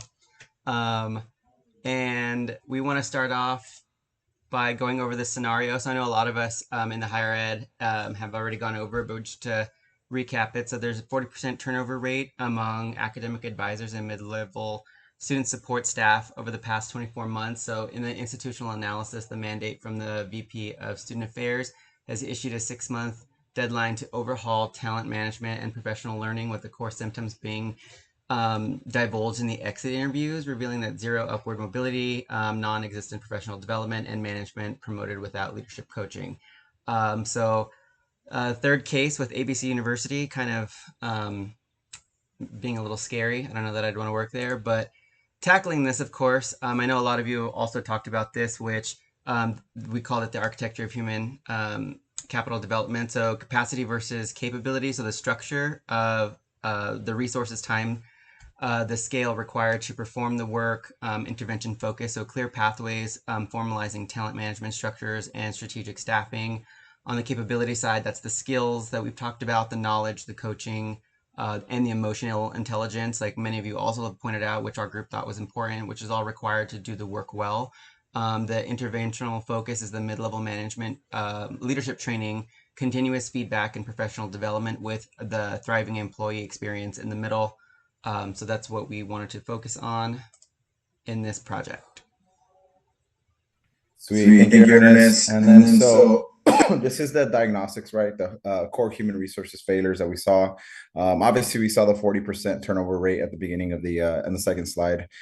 So pretty much that tells us that it's not just a hiring problem, right? The university may be hiring people, but it's not giving them enough reasons for them to stay as well. So one of the first things that stood out to us was just that the major issue is the lack of upward mobility, and so employees do not see a clear path for moving up, and so they do not know what the next position is, right? What qualifications they may need or how to get there. So they even if they do enjoy working at the university, they may feel like they have to leave in order to grow. And then it is almost like they have reached a dead end in a sense. The other thing, second issue, is the lack of professional development. So there are not enough opportunities for things like workshops. We think about things like mentoring, certifications, job shadowing, or cross training. So to me, that kind of sends a message that university cares about what employees can do right now, but not necessarily like what they can become later. So with that being said, employees want to feel like an organization is willing to invest in them. And another issue as well is that employees are being promoted into management positions, as mentioned before, right? And so they're getting put into these management positions without any leadership training. And so someone can be really good at their job, but that still does not know how to manage how they can manage people, right? So it's like expecting someone to know how to lead just because they received a new title, and that definitely does not work that way. And without any training, managers may struggle with communication. We think about like conflicts with delegation, as well as feedback and performance issues as well when overseeing other employees and staff. And they may also struggle to help employees under them just to be able to improve, right, and build their capacity. One of the other issues is the lack of like formal talent management pipelines. And so right now the university seems to be waiting for someone to leave and then try to fill the position versus like the approach of, so it's pretty much like an approach that's more reactive than actual proactive. And so a better approach would be identifying employees with leadership potential early and preparing them for future positions. And just overall, all these issues are just connected in the sense that employees do not see opportunities to move up, right? We see that it's clear as day, and then they're not receiving enough training as well. Their managers may not be prepared to support other employees. And so after a while, leaving may just seem more of a promising thing to do than like staying there, right? Especially if they're looking to grow within their career. The next slide. Alrighty, thank you, Brendan. So first and foremost, before we begin to draft solutions, our group wanted to take a TCEL approach. So this means acknowledging that folks new to leadership roles may possibly be more comfortable working under the status quo. So that may show up as new managers micromanaging, avoiding conflict resolution, or even just failing to delegate. So what may look like controlling behavior could just be folks avoiding the vulnerability required to rely on the skills of their team. So we do not want to mandate new policies or procedures as HR, but we want to work collaboratively with our teams to design solutions that get to the root cause of some of these issues. Next slide, please. So what could that look like? So we as HR will not create a program or policies and then ask departments to just implement and follow whatever steps we give them. Instead, we will work with them to design curriculum, agendas, templates, timelines, maybe even Canvas courses, right? For those of us that use Canvas, to ensure folks understand their new roles and have the tools and resources to step into those new roles. So thus setting them up for success. So some key points of this is to ensure departments understand that there's a minimum they need to offer. So we think about three things. One, a robust onboarding process. So I was really excited about this project because I'm actually overhauling our training program for our department at the moment. And so one thing we implemented was 2-day live training with an experienced lead who is in that role. So you're already implementing that sort of mentorship opportunity for experienced folks to help the new folks, like new managers. The second would be a robust training program. So the way that I've implemented this at my workspace is through actually using Canvas. And so then that way it's not as labor intensive. You create at one time, you put it in Canvas, new managers can step in and utilize those resources as they step into that new role. And third is creating a continuous learning culture. So the way that we can do this is posting regular scheduled, protected time, whether it be monthly, once a week, twice a month, where managers come together, new and veteran, to learn from each other, problem solve. And some of the skills that you could implement throughout these different, either the training, Canvas, monthly meetings, some of those skills that we should definitely implement are active listening, performance coaching, conflict resolution, strategic delegation, project management, and that continuous two-way feedback. We want feedback not only on a regular basis, so for example, a one-to-one with a new manager and their employee, from the manager to the employee, but also from the employee to the manager. How, what have they done well to support their staff, and what can they do to improve? So then you're really being very strategic about implementing that continuous two-way feedback and learning culture. Thank you. Okay, and then there's the academic advisory pathway. So we were discussing on what was the best route to creating a training pipeline and a succession planning.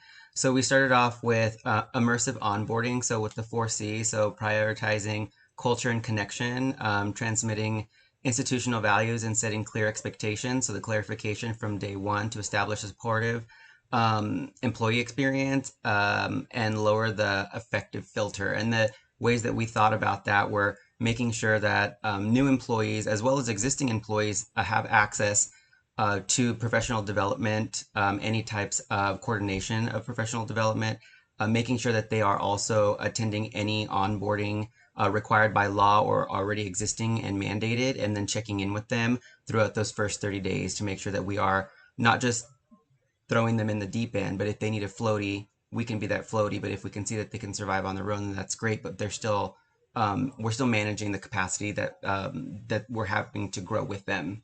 The second was instructional coaching and mentorship. So this is where we also talked about the veterans term specifically.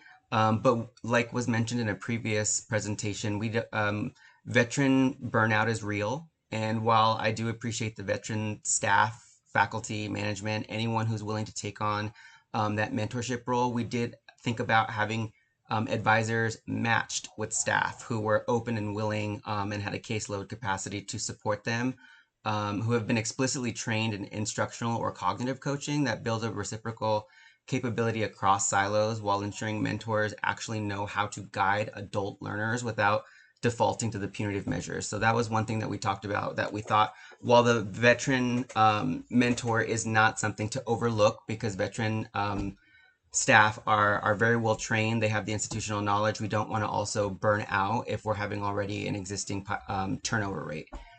The other thing too that I actually took from my mother's community college district, State Center in Fresno County, certifications, provisional and limited term roles. This is one of the more interesting areas of the community college system that I thought my school should adopt. So that's why I wanted to make sure to include it.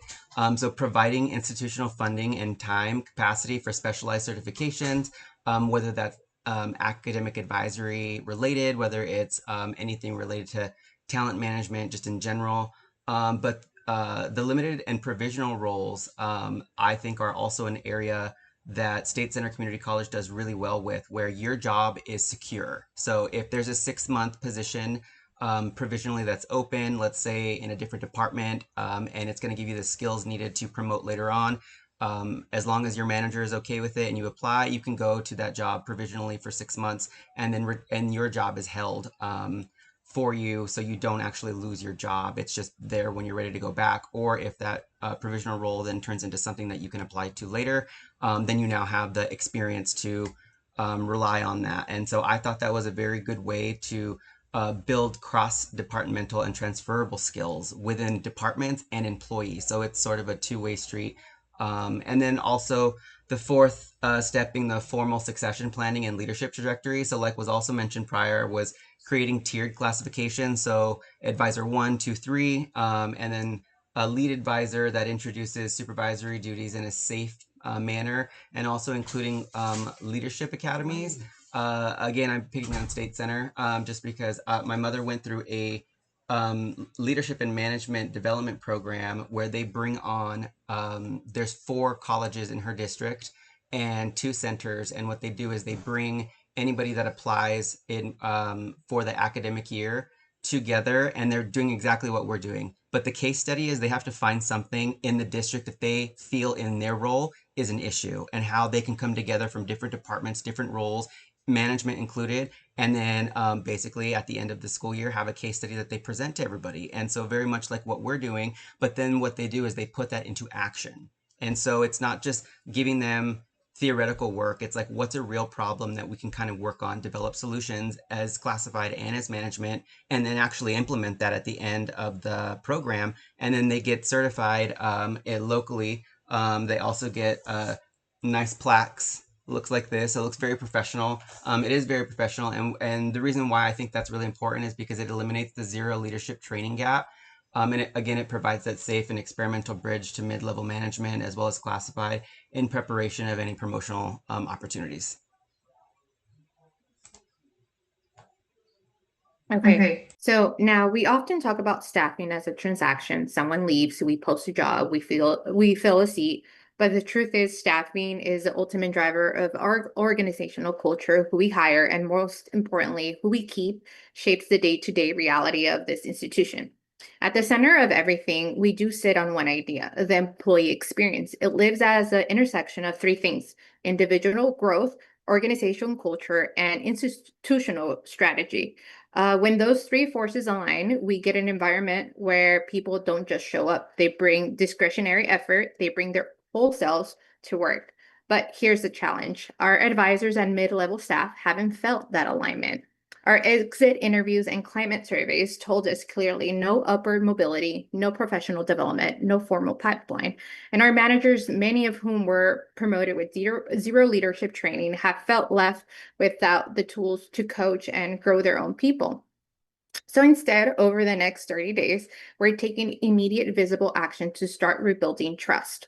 In week 1, we listen through our open forums and one-on-one check-ins with every mid-level manager. In week 2, we make development visible career conversations, mentorship pairings, real opportunities, not vague promises. And then in week 3, we bring transparency, publishing our 6-month roadmap and standing up a cohort specifically to support our new and acting supervisors. And in week 4, we close the loop, reporting back what's changed and measuring whether morale is actually moving.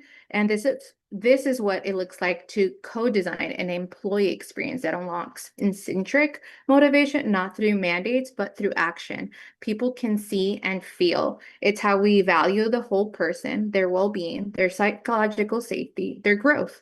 This 30-day plan isn't the full solution. It's the bridge, the proof point while we build something lasting. But it tells our staff one simple truth. We heard you, and we are already changing. Next slide.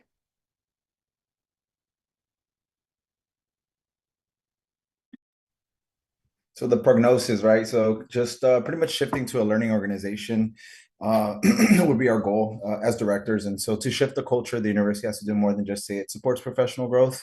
When we're thinking about this, we think about employees actually needing to see it and experience it.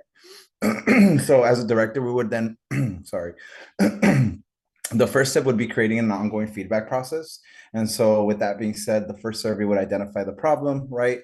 But one survey is not enough. I think it's important that we continuously do that. So the university should continue using short surveys.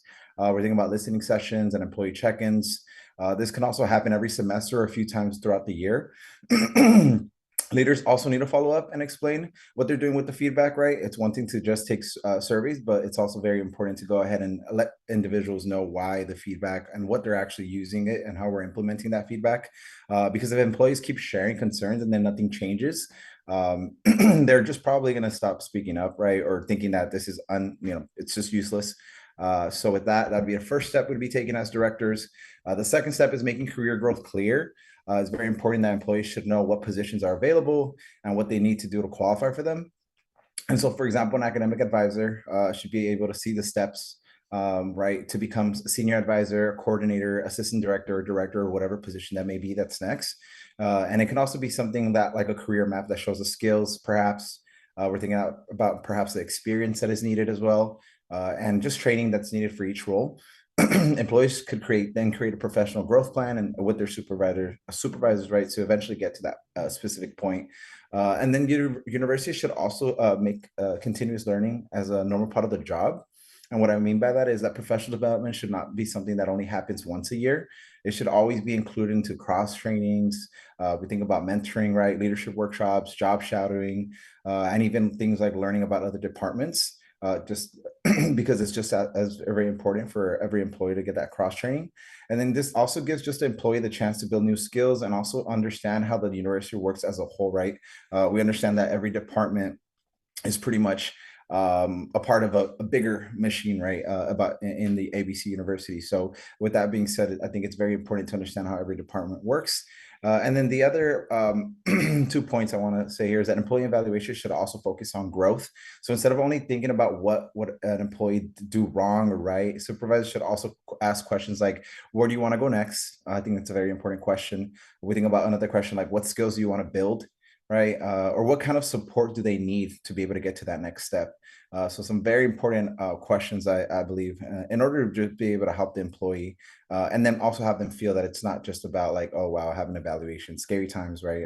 But it's actually something that's being useful for the employee to get to the next step. And then the last step would be just rewarding and recognizing employees who continue to grow, right?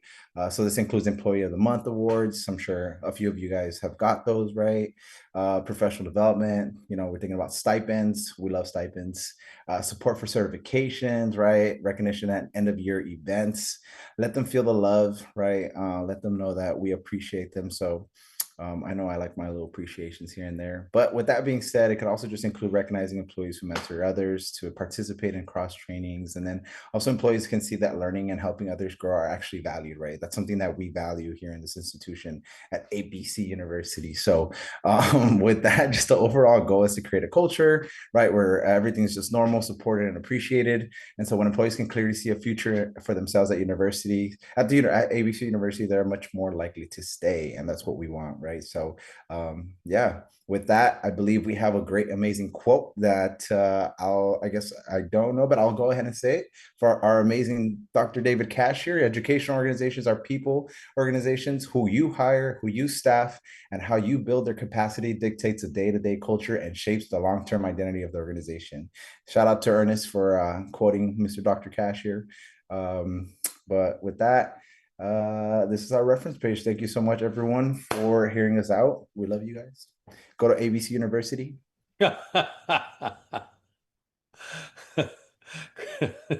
Great job. Questions or comments from classmates? I want to comment. One of the things that really stood out to me throughout your guys' whole presentation was the focus on employee experience and the focus on taking accountability. I think I really saw that for the harm that was done, right, with the problems. And so you talked about valuing the whole person, having listening sessions, and I don't know, I really appreciated that whole focus. And I love your slides. Great, thank you. Yeah, I'll make 2 comments. Always seek to be proactive. Love that, because you can be very deliberately proactive, because you have to know as a leader, there will be many times where you can't be proactive and you're reacting.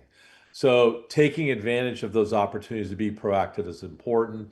And I like the idea of cross-training across departments, that we silo way too much, don't take advantage of learning opportunities across departments. And when I was a leader, when I was a superintendent, I insisted on that at first, much to the loud sighing and consternation of people. But ultimately, it created a lot of respect and understanding within the entire organization of what people do, how they do it, and how important it is. So, all right, our last group, Megan, O'Shea, Ashley, and Luis, you guys are on the clock.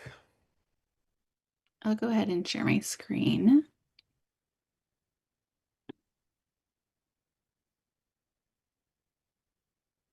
Okay, so we also have the K-12 case study, and our main focus of the presentation is around growing people in order to grow our schools. So the scenario has been talked about quite a bit, so I'm not going to go too in depth, but as a reminder, you are the assistant superintendent of HR, and you must lead the professional development and talent management strategy, and the challenge is that you have very limited funding for outside consultants. So similar to other groups, we unpacked two distinct challenges. So with the veteran teachers, as this was discussed, they're highly capable, but they do resist new technology and they have severe initiative fatigue and they cite lack of time to learn, whereas new highly teachers are opposite. They're highly enthusiastic, they're tech savvy, but they do struggle with foundational teaching skills such as classroom management and curriculum pacing. So the next slides are going to talk about how to use these strengths to address these challenges. Luis? Great, thank you. And so in the case study, we noticed that veteran teachers and both new teachers are experiencing a time crunch around being able to plan intentionally. However, they have both capacities that are able to be reciprocally supported. And so one of the things that we considered was this Linda Darling-Hammond report on effective teacher professional development that identified that professional development in school districts does not persist after the first year because of an incoherent approach. Additionally, using Cynthia Colburn's Rethinking Scaling, that there should be, when we think about professional development, we should think about how do we gather depth before we spread so that people can have ownership and sustainability of that professional development. So with those kind of things in mind, next slide, please, we then came up with a very intentional multi-year, I think is the important part of this, approach to professional development, where we are going to provide workshops and opportunities for observation of how does one professionally develop PBL and tech integration through forming a district level project-based learning team that is made up of teachers and administrators. So will be an overview, and then the rest of my colleagues will go into the details.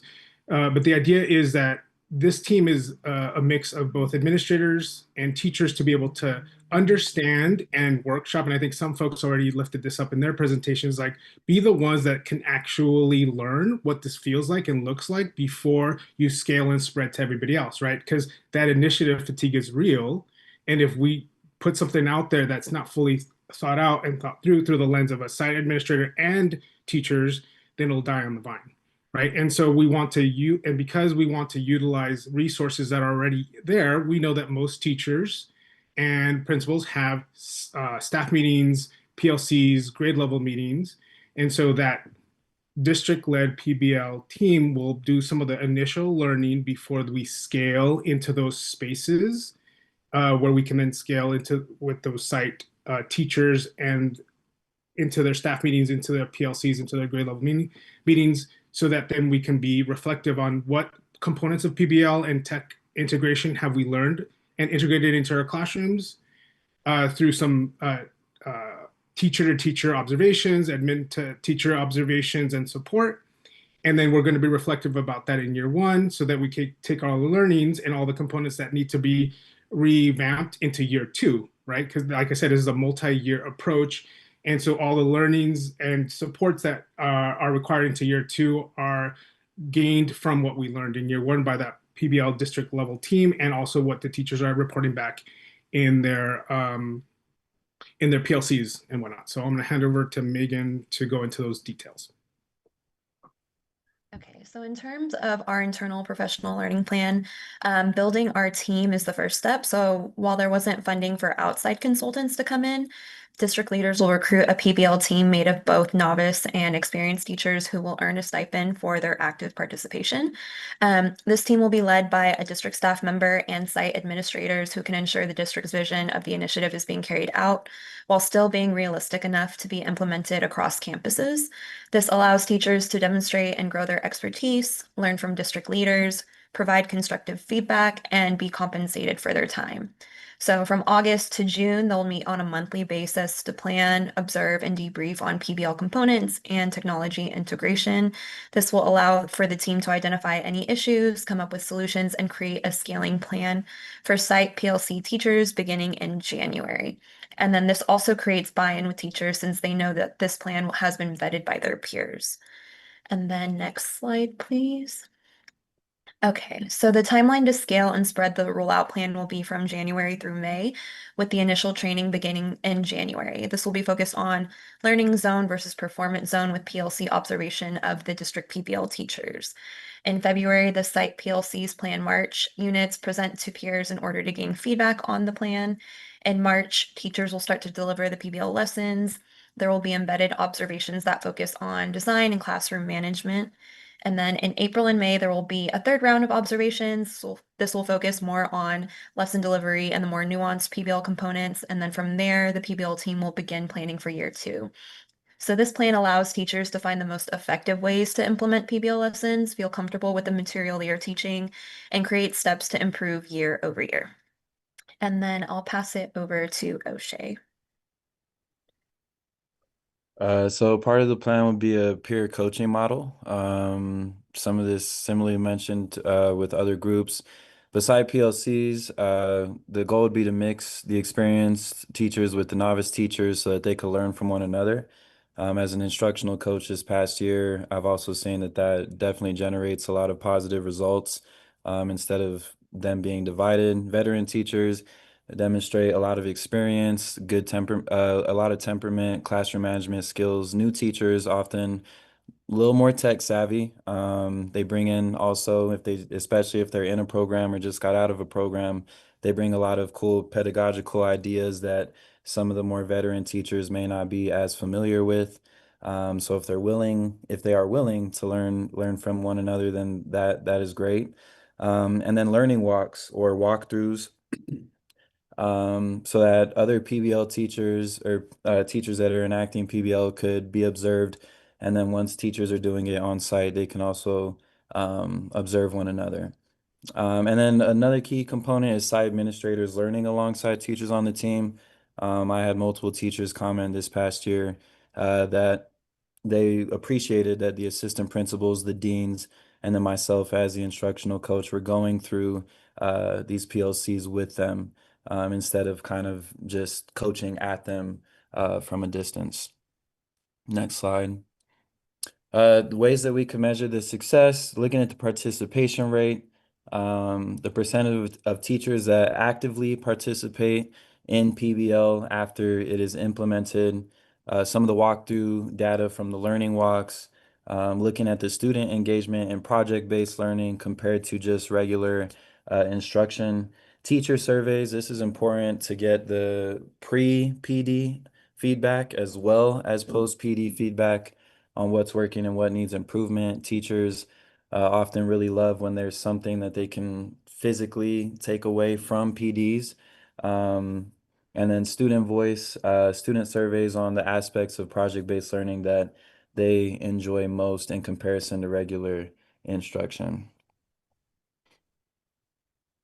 Buy-in is important, again, as multiple groups have mentioned. One of the key things is going to be the teachers union, especially if it's as strong as in the district that I was in this past year. They're definitely going to want us to abide by the policies that they come up with for themselves. So making sure there's no additional hours beyond the contract and having job embedded PD with protected time so that we're not stepping outside the bounds of those contracts.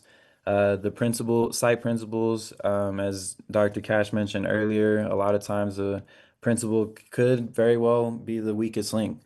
So making sure they have all the tools and resources and expectations that they need, and also a very definite timeline. or defined timeline. A lot of teachers, especially when you're implementing something new, are going to ask a lot of questions. They're going to have a lot of wonderings and sometimes concerns. So having those tools and resources as the leader and a specific timeline will be super helpful. And offering all teachers leadership opportunities, stipends, although are harder to come by wherever possible, and then letting them have a voice in shaping the plan as it unfolds.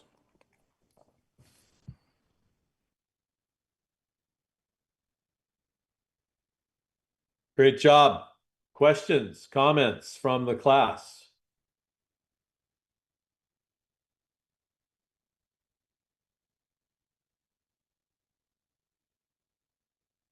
Wow, a lot of applause. Good job. Couple of comments from me. So, the very beginning, you talked about having a district team. I think that's a great tool for what you recognized, which is kind of a problem solving. Let's go through the process and figure out how we're going to work this, which is really important. And then it's also really good through the rollout as a group of experts assuring alignment. And those are really key things. One of the worst things that can happen is that you don't go through a practical kind of test run and you roll it out on top of everybody, and there are a bunch of things that happen that you hadn't thought of. And this is not a statement about your lack of creativity or strategic thinking. It's just no one can think of everything. Except, I guess, Donald Trump. He can think of everything. Man, that guy is, geez, amazing. And then one of the things I didn't mention in the previous, I was going to wait till the end, is, yeah, several of you talked about buy-in, which is really important. And I'm going to continue to advocate that we don't want buy-in, we want people to be in. And you talked about being in through all the collaborative efforts that you're going to take care of. You're going to pay careful attention to teachers unions. You're going to involve students. You're going to do surveys. You're going to get lots of people to be able to be in the process of creating and then doing this work. The reason I'm going to continue to hammer on that is because somebody can buy something one day and buy something completely different the next day. It's a lot more difficult if they're part of something to jettison what they've been part of and that they've developed because they are in that than it is to just, I'm going to buy this, now I'm going to buy that. So there's my little speech. I'm off my soapbox. Great job, you guys, tonight. Really appreciate you all. Any questions for me before we say goodnight? Well, fight on, everybody. Wait, I have a question, Professor. Do we Yeah. do we have class next week? Because you said we might not. Yeah, we have class next week. We do not have class 2 weeks from now. 2 weeks from now. Yeah, I'll be celebrating Spain's World Cup victory in Nicaragua.